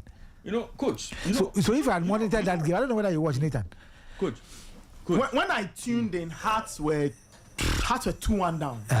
Okay. You see, Nathan. But they struggled. And I'm saying, yes. I later watched. Yes, that is why Hearts of Folk supporters are calling for Hearts of Folk officials to go for Rudolph. Because look, Rudolph had support. Yeah, that's the thing. He had the support from the player just said number 9. He had the support. So obviously the Ali Mohammed and then Osesibe were 1v1. Yes. It's not 1v2, 1v1. Yes. So apart from it was forced to drop deep. So that was where Hearts of Folk had problems. And if you play Hearts of Folk with one striker, you can never beat them. But Coach, you know, Nathan, you know what even makes this Hearts of Folk record even more worrying? This is their attacking record. They have only outscored one team in the Ghana Premier League this season. And that team is 11 Wonders. The Triple Boys. So Hearts of Folk have scored only 19 goals in the league this season. Another team that has scored 19 is Samatex. The team that has scored the least number of goals in the league is 11 Wonders. They've scored 16. In terms of all the other teams playing in the league, from Hoho United, Brekum Chelsea, Swedro, Blacks, Young Apostles, Heart of Lions, all these teams have a better goal scoring record in the league than Hearts. It's troubling. Hearts have a huge attacking problem. It's very bad. If you had watched that game against Sporty Blacks, and even the House of Folk second goal scored by Frank Duku, I was surprised. It was a gifted. You know when I. But I think he did well. You know when I that pass. I said, it was 2-1. So I was watching. I said, look at what they are doing on the pitch. Then All Blacks gifted them the goal. Yes, Frank Awari. And then it was one of the midfielders. 11 was sold to All Blacks. Okay. I almost called you to say, Coach, our player has scored. Frank Duku. But no, but on the real, Hearts have got serious scoring problems. It's bad. And I think they are partly to blame. 2 reasons why. The transfer ban. So they couldn't improve the team in no way. Yeah, I agree. And 2, even the players they brought in, I mean, Frank Duku, Charlie, it's just not the solution. And I look at Coach, I really feel sad for Didi Dramani because you can tell that he has a certain plan for the team. Yeah. Defensively, he's built the team. The midfield he's working on. It is the attack line that is worrying. You know, in that game, they had off. 8 shots on target. 8 shots. All Blacks had 4. But the All Blacks' chances were clear. Look at Rudolph Mensah beating the goalkeeper Agbasi and then have the goal pole at your mercy. And then he had to just strike the ball for Ali Mohammed to block. And on another occasion to sometimes the decision making. But for House of Folk against Young Apostle, it's going to be the same familiar spirit, because at the end of the day, House of Folk is going to go in, play very well from the back. Create chances. Asare is back. I'm sure he's going to be in post. Of course, they are going to build very well from the back. They are going to have that dynamic midfield that you've always seen. Yes. Ali, Kabdu Karim. You have the likes of either Raphael and Ponsan. I think that Akosi Asma came on. He did very well in the second half, and House of Folk put a lot of pressure. And I was surprised at Mingle because I believe that they drew that game. No. Because look, they gave the you were 2-goal lead first half. You went in and came back. Why do you allow your laterals to just join the attack? For what? You need to manage it, because the folk were putting pressure and you were getting them on a counter basis, which was working for you. Because you had a certain young boy in midfield called Eric Dakwa, that left-footed. He was just number 32 in midfield. He controls the game for All Blacks. He decides when the game should be transited, how to calm the game, and he changes the face of the game when they win possession. And they have one Dankwa on the left side who was troubling him, and Mankwa on the other side. So I was surprised Mingle allowed his laterals to join. So when House of Folk eventually had their first goal from Mauli Wayu, and look, it was a free header from Ali Mohammed. He was there alone. So defending in corner case, Ghanaian teams still struggle to do. And it was a problem. And for me, House of Folk, after getting that first goal, they realized that, look, when we push, we will get. Yes, one may say that it was a gift from But Frank. they forced Of course. All Blacks into making that decision. Because that mistake that the player did by sending the ball back, his awareness, what was he thinking? So I was not surprised right after the kick, he was pulled out from the game, because he came from the bench and he was pulled out again. And for me, I think that House of Folk needs to be purposeful up front, and of course, the midfielder should also try to shoot. Because if Hamza Issa is struggling, Frank Duku, your man is struggling, and of course, Mauli Wayu, the midfielder should also strike from at least 20-15 yards. Try and test the goalkeeper with some strikes. You'll be able to. Look, in terms of corner kick, House of Folk have realized that, look, we send the long balls to the last ball. We have SCB, we have Babad Damu, we have the likes of Ali to knock the ball back. So what is somebody should be there. That's it. And that is what they had the first goal. So for me, it depends on the players and of course their technical team. Young Apostles is coming in as underdogs. Look, they've been able to shatter Gold Stars 3 at home. They did the same to Heart of Lions. It was Kotoko that went there to defeat them. If you're against House of Folk out there, but their away games has not been bad. They've been losing by slim margin. But if House of Folk are not careful and they should score, they can easily. House of Folk will be under a lot of pressure, and which for me, their fans will not be happy. And this House of Folk players, their mentality is not strong enough to be able to stand that. So for me, but I think that House of Folk stands the chance of winning this game. Hearts will have to be very clinical. Right? They will have to be, right? Because you can tell that there's a conversion problem at the club. Players are not finishing off the chances. And one thing I read when I was watching the All Black, you can tell that Hearts know how to turn the tempo up. So I like the second half, how they approach the game. A lot of urgency. They will have to play the games with that same tempo from start to finish. Because the first half against All Blacks was really off. And if you watch them play Hearts this season have not played very well in their first halves. Slow to wake up, and then in the second half that they start to build. Now, if Young Apostles should take a lead, I don't expect them to make the mistakes All Blacks made by taking a 2-goal lead and being as open. Yeah. No. And I think All Blacks will be better defensively. Sorry, Young Apostles will be better defensively than All Blacks. So Hearts will have to start the game well, put the chances away. I don't know why they play slowly. It baffles me. Basake came to pick a point from Tema, and that is the worry of Young Apostles, because for AAK Arena in Zima, they'll get the job done. because Karela is definitely they are going to hurt Karela unless something happens as it did happen in Samates against Bichim and this thing. Other than that, out of the 6 they are getting 4 points. But if you are 6, you are getting 3 points. Meaning you have 1 goal to your advantage. So for me, I think that it's going to be difficult if House of Folk do not take their chances. If they don't take their chances, they will laugh on. Let's wrap up on the Ghana Premier League so I can bring in Michael to pick up the deal. Let's go just with the score. Relegation games. Stars, Karela. Nathan, relegation battle here. Swedro All Blacks, they have it all to do against Dreams FC in Swedro. How that one end? A slim win for All Blacks, but Dreams can surprise them.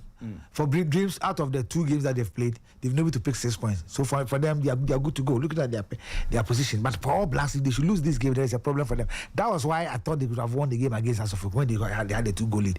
But they stand a chance. Yeah. Lions and Vision. Okay, so there's Brekum Chelsea. They are down there. And Adriana. They come up against Adriana at the Golden City Park. Oh. I win for Brekum Chelsea. I don't want to go into details. I win for Brekum Chelsea. Okay. I don't want to go into details. I win for Brekum Chelsea. Okay. What about Lions? Lions Vision. That's a mid-table clash. I draw a win for Lions. That's an interesting one. I draw a win for Lions. Okay. And but me, my attention is on the Wonders Hohoe. I'll see if Hohoe will show up. Oh, we are all waiting.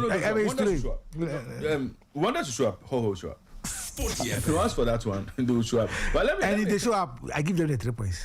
Yeah, if they show up, they pick the. Oh, they pick the. Yes. You think they beat Wonders? Oh, they'll be Wonders. They'll be Wonders. They'll be Wonders. Are we ready for a surprise? Oh no, they'll be Wonders. No, I don't think so. They'll show up a bit Wonders. You know, at this point. No, they are playing well. I mean, irrespective of how they are struggling out there, they are doing very well. But this is a game that your operations team should handle. The operations team. Where's Waka?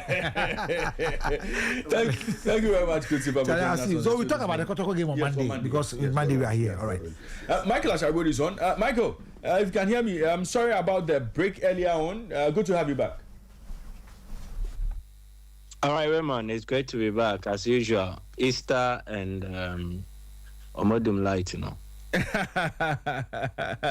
But Michael, quickly, Ghana Premier League, let's do this in 2 minutes. Ghana Premier League games to look forward to. Midiama in action this weekend against Bechem. Bibiani Gold Stars themselves, they have it all to do when they face Nations FC. Are we going to see the leaderboard stay same, or we are going to see a slight change because one of these 2 teams could slip this weekend? It's a tricky game for Midiama. They play against Bechem, similar style, similar approach. And since Kobnemisa took charge, I think what he's been trying to do is to make Bechem very difficult to beat. And also, they will capitalize on their home games and make the most out of it in terms of accumulating points. And it's been working for them. They are playing at home. And I think it will be the first time they do that since Augustine Okra marked 50 goals in the league for Bechem United. So the occasion will be kind of momentous for him and then the club as well. Bechem will well prepare for Midiama. But Midiama also showed that they have what it takes to get results away from home. They went to Doma, surprised Ediana. When Ediana were performing very well, they got a draw. They recorded some positive results away from home in some of the away games they've played in the league this season. I am expecting that it will be a keenly contested affair, but if Midiama avoids defeat, I will not be surprised. And that switches to the Bibiani Gold Stars game, and it's against Nations FC. A lot of storylines around it. After Bibiani Gold Stars lost in Tamale, they will want to right the wrongs and then get the results here. But they could be frustrated by Frimpong Manson, who is well inspired or motivated to prove a point to Bibiani Gold Stars that they were wrong to let him go. So the storylines around these two games makes it all exciting. And let's see what happens regarding the outcome of these games. But I am tipping Gold Stars to win, Mediama to avoid defeat Sporty FM. against Bachem United. And if Gold Stars win, Mediama fails to win, definitely there will be changes as regards their placing on the Ghana Premier League table. Well, let me quickly take listeners and viewers through the games to look forward to. Match day 28, 2025-2026 Ghana Premier League season.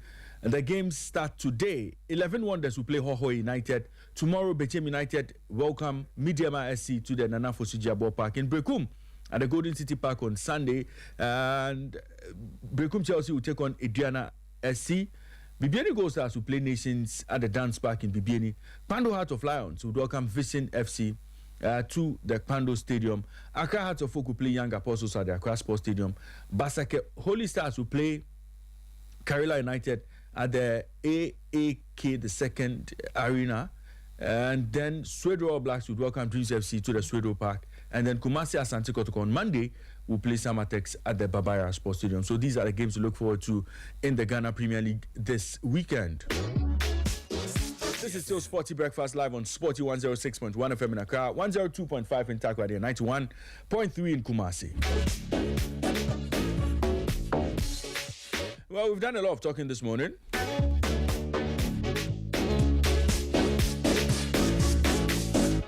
But we haven't gone into Europe. We haven't gone to Europe to talk about what to look forward to this weekend when the leagues return.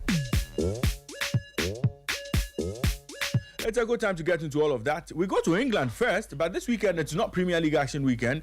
It's FA Cup action and some interesting quarterfinal pairings to look forward to. Some really big games coming up this weekend in England. Big game of the round, Manchester City. They will be welcoming Liverpool to the Etihad and promises to be an exciting game. Super exciting game. It's a big one. Let me start with you, Nathan, on this one. Liverpool, they would want to end the season on a high. They would want to bid farewell to our good friend Mohamed Salah with one last trophy, and so they would want to stay in this competition for as long as possible. This time around, they come up against the Manchester City team. That looks like they could also be in the running for at least a trophy if they stay in the FA Cup. Last time both teams met in the league, Manchester City ran away winners at Anfield. Liverpool possibly will be looking for revenge in this one. How is this game going to end possibly? Well, it's as you said, I mean, after Mo Salah's announcement that, you know, he would be leaving the club, I guess it changes a lot for Liverpool. Now they won't have to, you know, now gone to win everything that's on the table for them to win. It looks like it will be the FA Cup. At least that's what they are thinking about. At the Champions League, they'll have to take it game by game and see what happens. So it's a very interesting one. It's the first game of the weekend. I expect the two sides. I don't expect them to make massive changes because of the weight of the fixture and the chance and the reminder that this is an opportunity to knock a big team out of the competition and stay alive in it. For Manchester City, it's an opportunity to win the only trophy possible, which is, or the other trophy possible. They won the League Cup a few weekends ago. There's an opportunity to try and grab the other domestic trophy, which is the FA Cup. It will be a tough one. It will be a tough game. You mentioned Man City's win at Anfield, and I get the feeling that after winning the League Cup, City look to be very invigorated. They want to go on this positive run to see how well they can conclude the season. I think beating Liverpool would give them extra. It puts an extra spring in their step, right? It will let them feel more confident because the league now resumes next weekend and they are on this run. League games, no Champions League distractions up until when another FA Cup game shows up, should they qualify. So it will be a good one. I look at Man City, as I said, and the fact that they look like a team that's feeling good, feeling confident. I get the feeling they will give Liverpool a good game. As I've mentioned, Liverpool themselves also know that this is Mo Salah's last chance. So you get the feeling they would also want to close out the season on a high in terms of winning something for Mo Salah and giving him a very good, goodbye. But I think Manchester City, I look at this game and I go for a Manchester City win. We've seen Liverpool's problems this season. We've seen the challenges they've had, especially on the defensive side. They just can't stop teams from scoring. Man City played out an absolutely brilliant game tactically when they took on Arsenal in the League Cup. And I just have a funny feeling Pep Guardiola has taken something from that final and he wants the team to move on. Of course, granted, lots of his players are coming back from the international break, but they didn't have to travel too far, except the Portuguese contingent who had to go across to go play the US and also. I think Man City to win. I think about this game. I think they will be the pumped up team. I look at the fact that Pep Guardiola will put out a team that is strong. Liverpool will put out a strong team. I don't know whether Mo Salah will get to start though, but I think Man City look like a team that can edge this. It won't be a high scoring game. It will be close, very cagey. The two managers will battle each other on a chessboard, but I think that Manchester City to win this for me. I think they're the team that goes through to the next stage of the FA Cup. Let me bring in Michael. And Michael, Manchester City, after winning the Carabao Cup, would be looking for trophy number 2 as far as the domestic campaign is concerned. They play against a Liverpool team that could be distracted by having to play in the Champions League at a point in time this season. What kind of game should we look forward to, and who possibly wins this one for you? I think City definitely start as the favourite. Don't forget that they've already done the league double over Liverpool. They beat Liverpool at the Etihad and also at Anfield. So they got 6 points out of 6 against Liverpool this season. And judging by how Liverpool seasons have gone, I think for Arne Slot and whether his future will look promising at the club or whether he continues beyond this season, it will mostly rest on their performances in the cup competitions. In the Champions League, a crucial 2-legged tie against Paris Saint-Germain, then they have to fight for it or in the FA Cup against Manchester City, an opponent they've not beaten so far this season, as I said. So it makes it all difficult for Liverpool. They don't just need to play and win this game. They need to manage this game as well in terms of fatigue levels, making sure they have enough in their tank.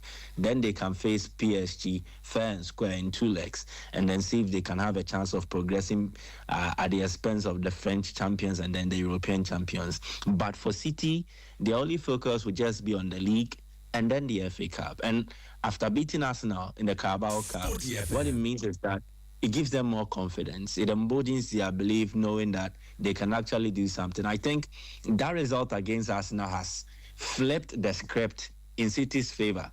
It looked like their season was going to be very dull, and then the ending was not going to be so positive. But after going out of the Champions League, the recovery is what has injected some belief into their setup. And I think that they enter this game as the favourites.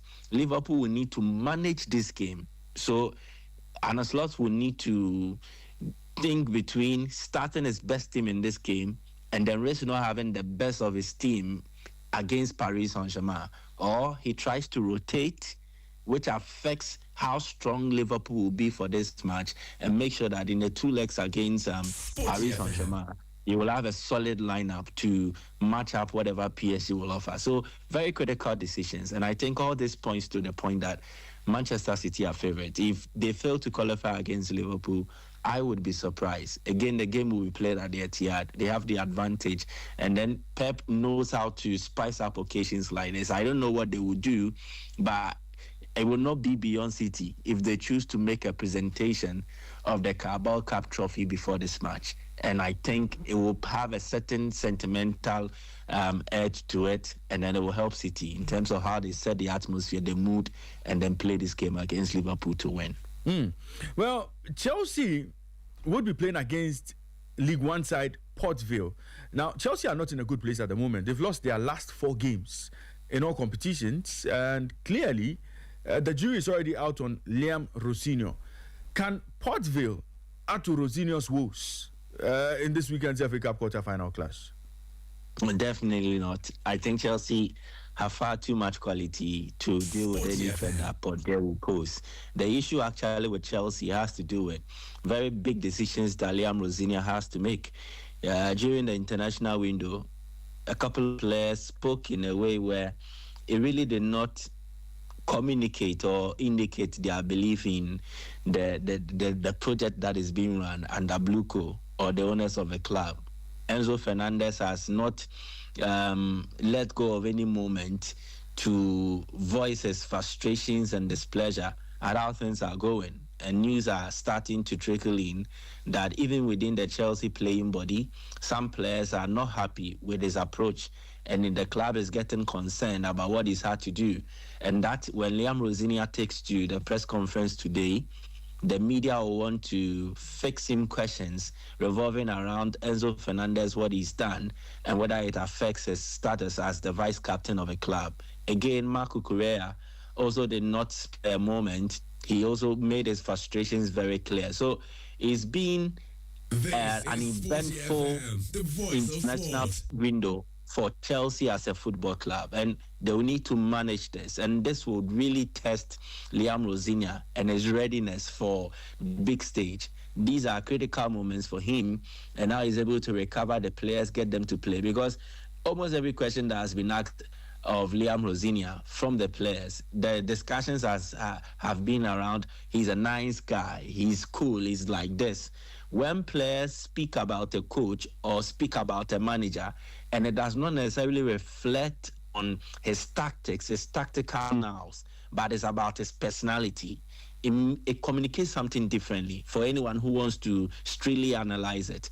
It gives the impression that they don't really trust in the abilities of the coach. And so these are very important moments for him. Yes, getting a result against Port Vale is very important, but what he does, judging by what has happened with Enzo, with Cucurella, is very important in terms of trying to lay down the marker, prove that he's worth what he's been offered now, and then eventually it will maybe be positive for him. But I think Chelsea will beat Port Vale, and then they will qualify into the last four.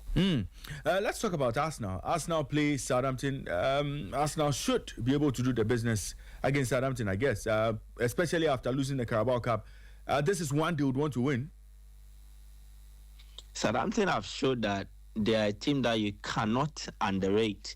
In the cup, they knocked out Fulham, and they not lost a game in their last 5. If you are to extend it, they are unbeaten since January, where they lost to Hull City. They've not lost a game since then. So it should tell you that they're a team on form, full of belief, full of confidence.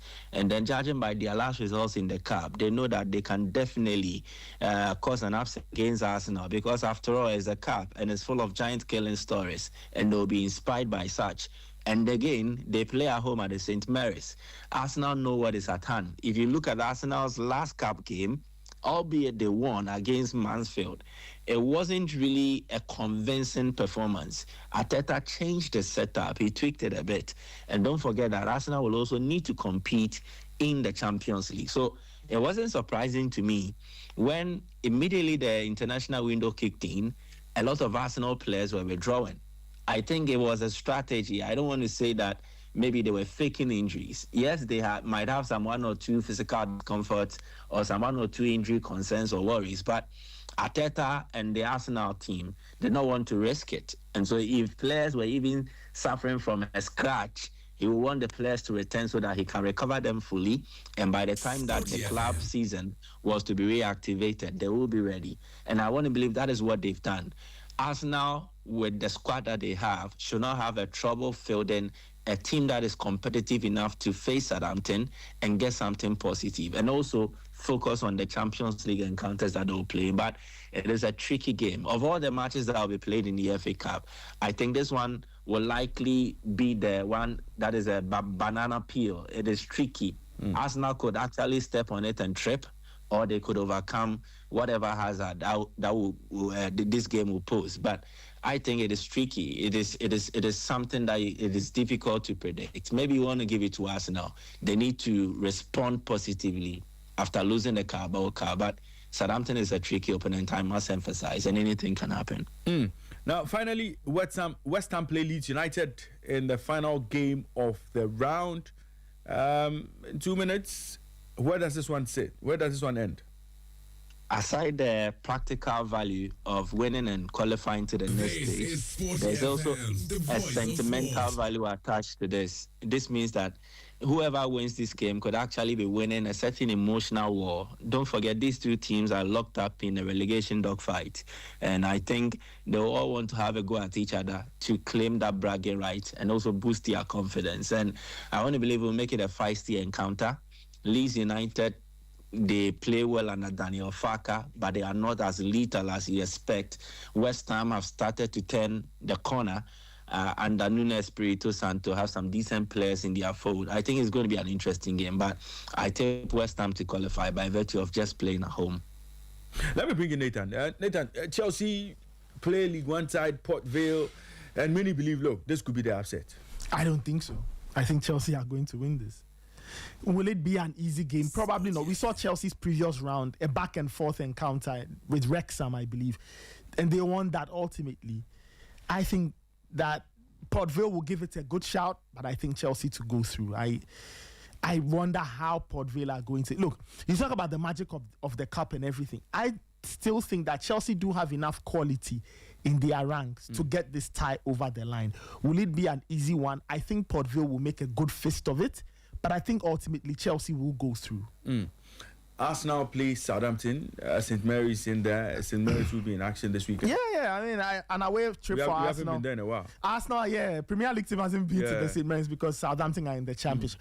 I think Arsenal will still go through. I don't know what kind of team Mikel Arteta will put out because they have Champions League to think about. So I have a feeling he will change the squad a bit. We'll see a few more of the French players mixed with some of the regulars. I think Arsenal should be able to navigate this tie. Southampton have been on, I think, a decent run in the Championship in the last few months. They will be confident, but of course, I don't think Arsenal should have a problem putting them away. I don't think it will be a bloodbath like Arsenal show up to score 9 or 8 or whatever. But I think ultimately Arsenal will have enough quality to go through. For some of the Championship sides, getting to this point in the FA Cup is already a great achievement. But then, you always have to think about the possibility of an upset. It's very minimal. But Arsenal will have to brace themselves and say that they have to respect the opposition, go out and execute and get the game over the line very quickly. Because a game that drags on feeds these Championship teams with a lot of confidence. So I think Arsenal to win. Arsenal and Chelsea both to go over lower level opposition. But it should be an interesting one. They should expect some feistiness, some effort, some endeavor from this team. But ultimately, I think Arsenal and Chelsea will go through without any major issues. Right. 2025-2026 FA Cup quarterfinals. Manchester City will play Liverpool tomorrow at 11:45, early kickoff. And then on Saturday, Chelsea play Port Vale at 4:15. And then still on Saturday, you have Southampton playing Arsenal at 7 p.m. On Sunday, West Ham will play Leeds in the final fixture of the quarter-finals. We'll see how things pan out. But let's quickly go to Spain, because there's some games to look forward to in Spain. And as things stand, after 29 games, Barcelona are top of the table on 73 points. Real Madrid are second on 69 points. Villarreal are third on 58. And Atletico Madrid are fourth on 57. As things stand, it looks very much like these four teams could finish as the top four sides in Spain.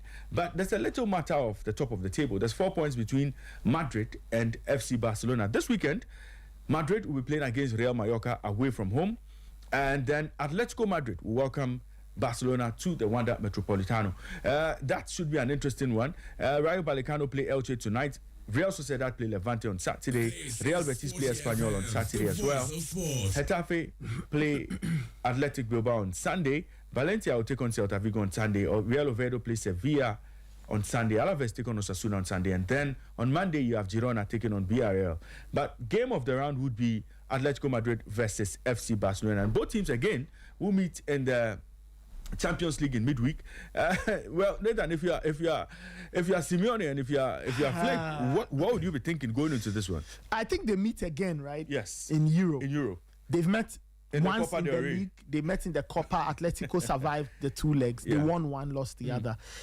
Familiarity. So if you are El Cholo, you ask yourself, okay, so what is the new approach now? What does he do to get past Barcelona?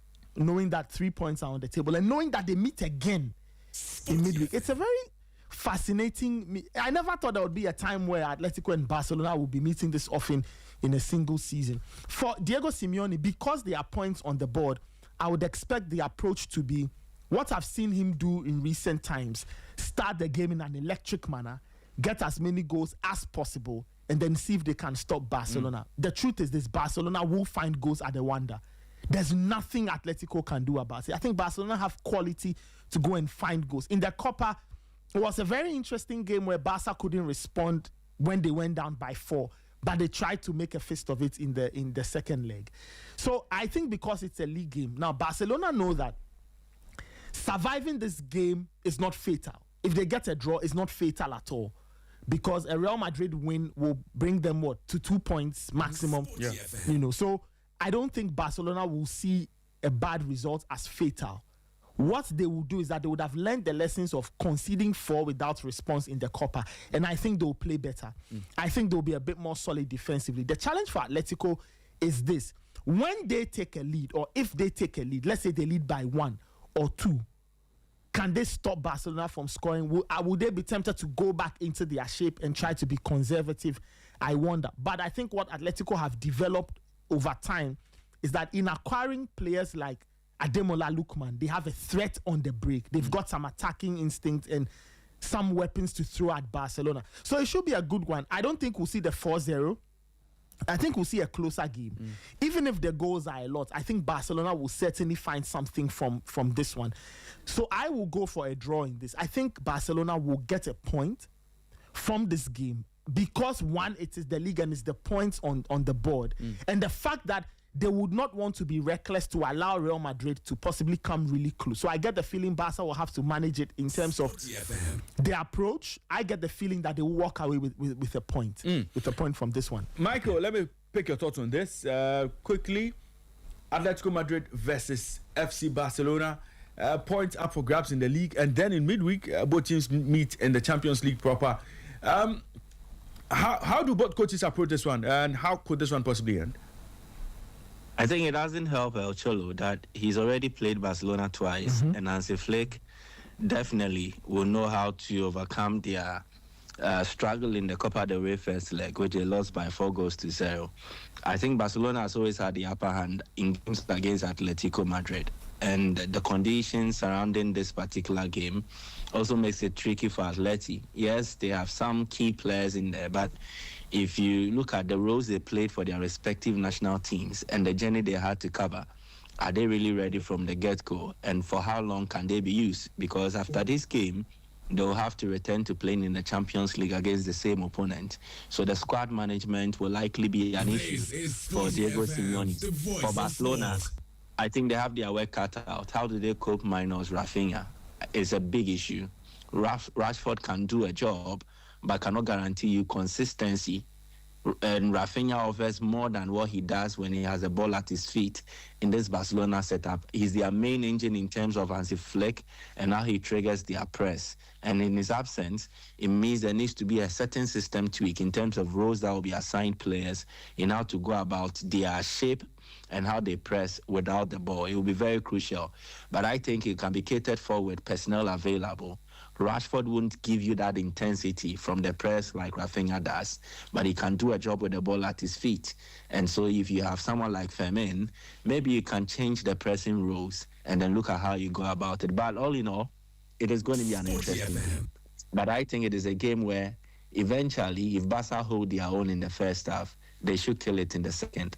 Atleti are not so good in terms of finishing games, but they are brilliant in terms of how they start. Barcelona are the opposite. They are not so good in terms of their start. So if you check their statistics from the first half and the second half, their major strength rests in the second half and how they finish games. And if Diego Simeone has to manage his team in terms of playing minutes so that he will cater for fatigue levels and all that, it means their second half will likely be affected. And I think that's where Barcelona capitalize on. But it is firmly hinged on Barca avoiding a debacle in the first half and then finishing the game in the second. I think they will win this match. Right. Michael, let me say a big thank you to you for joining us on the show this morning. It's Easter, so enjoy the Good Friday vibes in Kumasi. Michael, what are your plans for the holidays?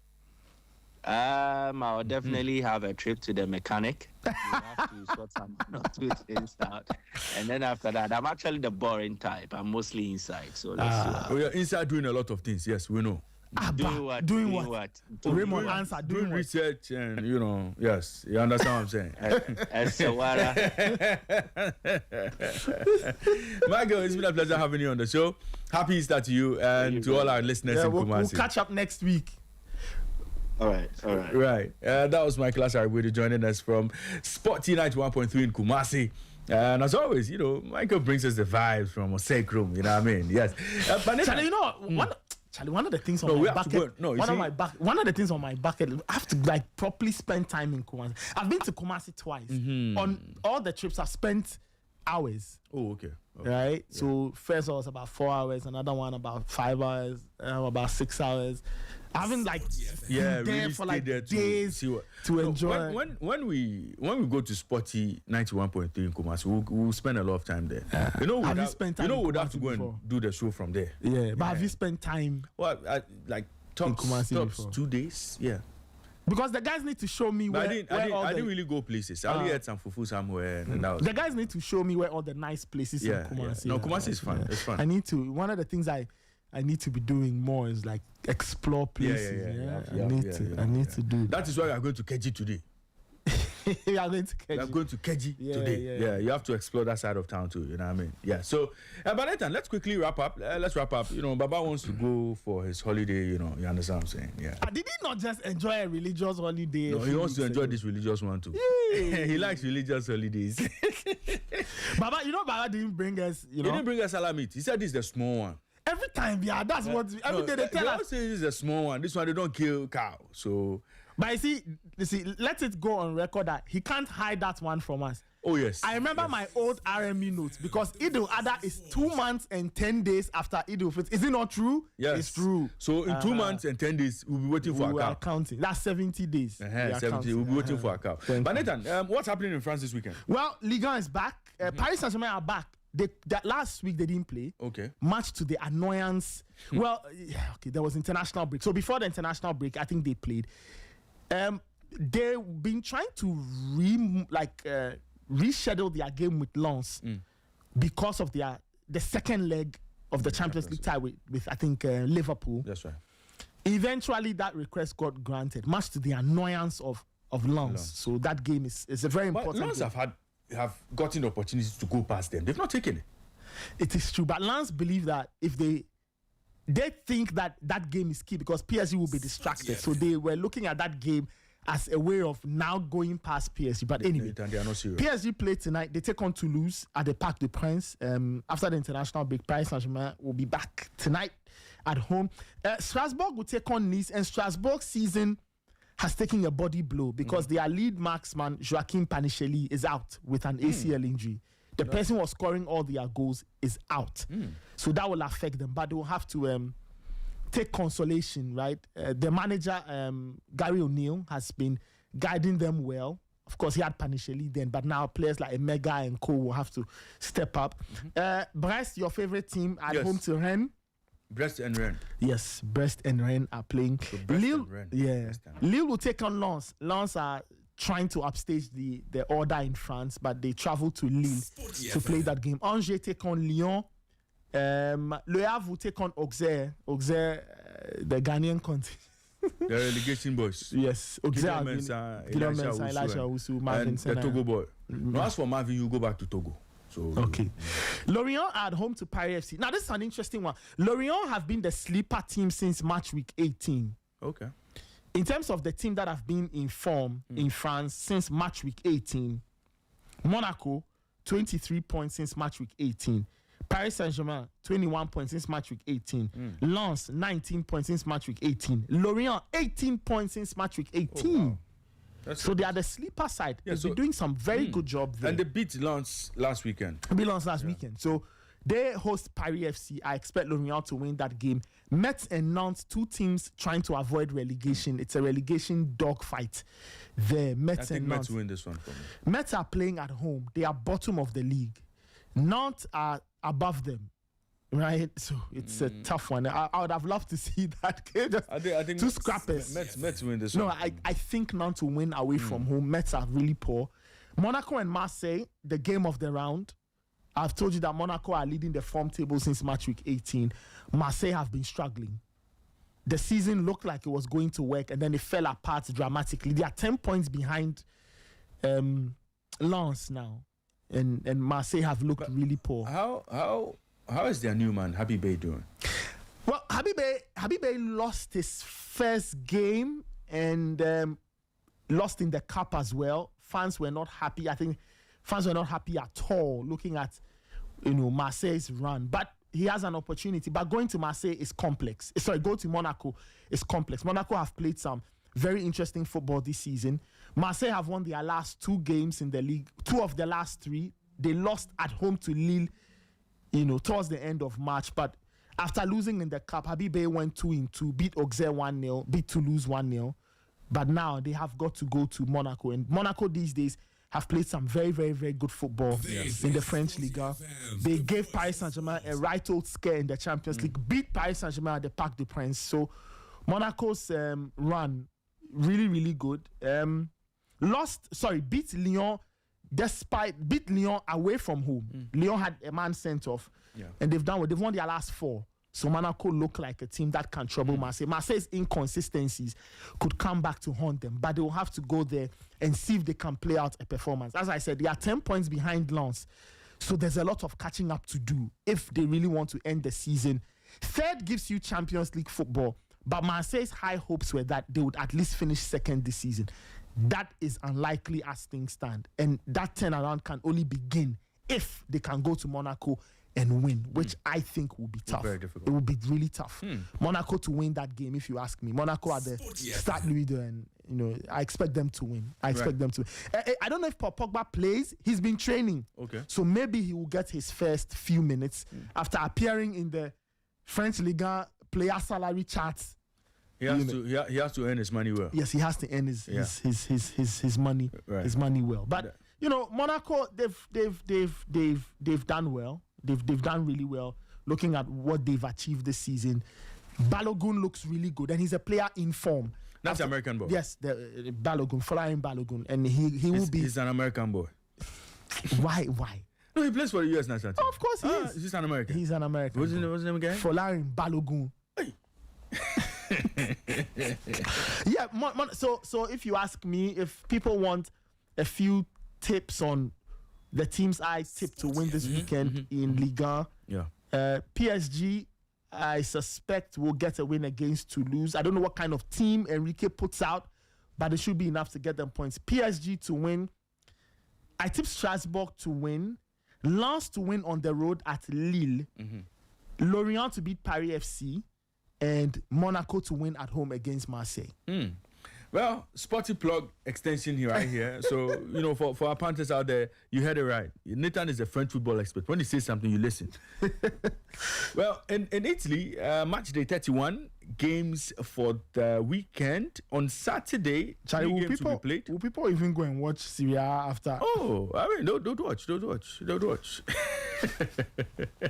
So 3 games this Saturday. Sassuolo play Cagliari, Verona play Fiorentina, Lazio play Parma, and then 3 games on Sunday. Cremonese play Bologna, Pisa take on Torino, Inter play Roma in the biggest game of the round, and then on Monday there'll be 4 games. Udinese play Como, Lecce take on Atalanta, Juventus play Genoa, and then Napoli will play AC Milan. So 3 teams in here chasing top 4 places. They will be in action this weekend. And then finally, in the German Bundesliga, it's match day 28 in the German Bundesliga, and some games will be played on Saturday. As many as 6 games will be played on Saturday. Bayer Leverkusen take on Wolfsburg, Freiburg take on Bayern Munich, Werder Bremen take on Leipzig, Mönchengladbach will play Heidenheim, Hoffenheim take on Mainz, Hamburg play Augsburg, Dortmund will take on Stuttgart, and then on Sunday you have Union Berlin taking on St. Pauli, and then Eintracht Frankfurt play Cologne. These are the games to look forward to in the German Bundesliga this weekend. Hopefully, next week we'll be back to run the rule over what happens across some of the top flight leagues in Europe, and of course the EFL, of course the FA Cup in England. Well, this is all time will allow us on today's edition of the show. And Nathan will take us home today. Hold on, we are forgetting something. Nathan will take us home today. We are forgetting something. Hey, no, we can't forget. Today is the birthday of Man Kevino. Yes. Today's Man Kevino. Kelvin Owunswasen's birthday. Kelvin, happy birthday to you. Enjoy the day. Kevo. May God bless your new age. May the new chapter bring amazing blessings. Amen. You see, Kelvin he's one of the real guys. Right. Kelvin is real. Any day, 100%.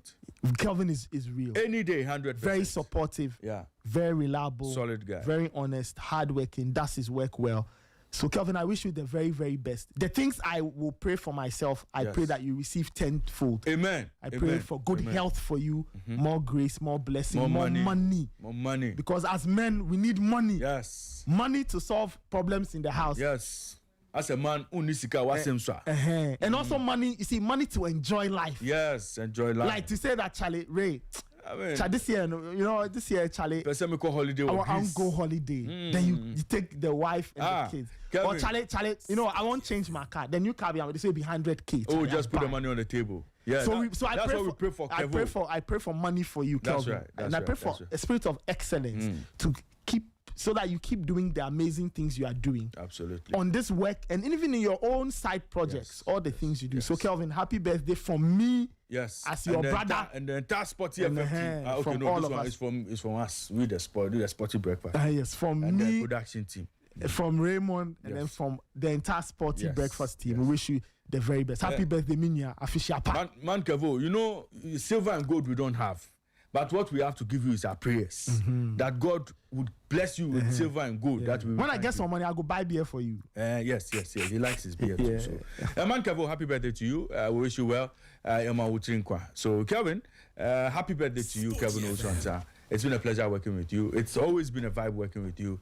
And you are the man. Keep going high, and God bless you as always. And Nathan, I said you were taking us home today. So happy Easter to all our listeners. Happy Easter to all our listeners and everybody. Happy Easter to everybody. Enjoy the Easter holidays. Hopefully Stay we'll be safe. We'll be back next week. Stay safe. Yes. Take care. Have fun, but be careful as well. Yes. And enjoy the holidays. Take time off, rest, chill with your family when you can, and we'll catch you next week. Yeah, we'll be back, God willing, next week to bring you another interesting edition of Ghana's #1 sports morning show, Sporty Breakfast. My name is Raymond Yamado, and I did this with Nathan Kwao. Nathan. No, that's not the full name. That's not the full name. What's full name? Nathan Ni Obodai. So drop that thing.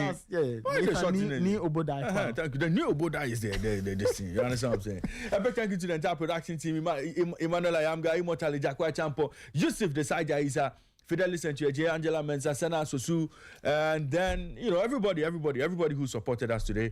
Our team lead, Gary Smith, as always, providing all the massive support we need on the show. And the entire technical crew, Doggy, Biggie, Jonathan, Yeyo, Trish, a big thank you to you for providing all the support on the show. Programming continues on Sporty FM. It's holiday, and it's a holiday edition of our programming. We bring you the news at 12. At 12:30, we bring you Sporty Plug. At 4, we bring you the Easter edition of Sporty Drive. The Easter edition of Sporty Plug. It's money. It's a money edition. Yeah, of course. It's a big money edition. They want you to enjoy the holiday, so they'll give you money super today odds to take care of the 4-day weekend. Wow. That should be fun. So make sure you don't miss Sporty Plug at 12:30 because there'll be money kudi on that show this afternoon. And then at 7 p.m., we'll bring you lots of podcasts in between time. We'll bring you lots of sporty stories as well. And then at 10, we'll bring you Ball Up Top with Winston Michaels and Rondo. So a lot of shows to enjoy on Sporty FM, a lot of shows to enjoy on 106.1 FM in Accra, 102.5 in Takoradi, and 91.3. This is Sporty FM, and we are your voice of sport. Keep listening to us and enjoy your holidays.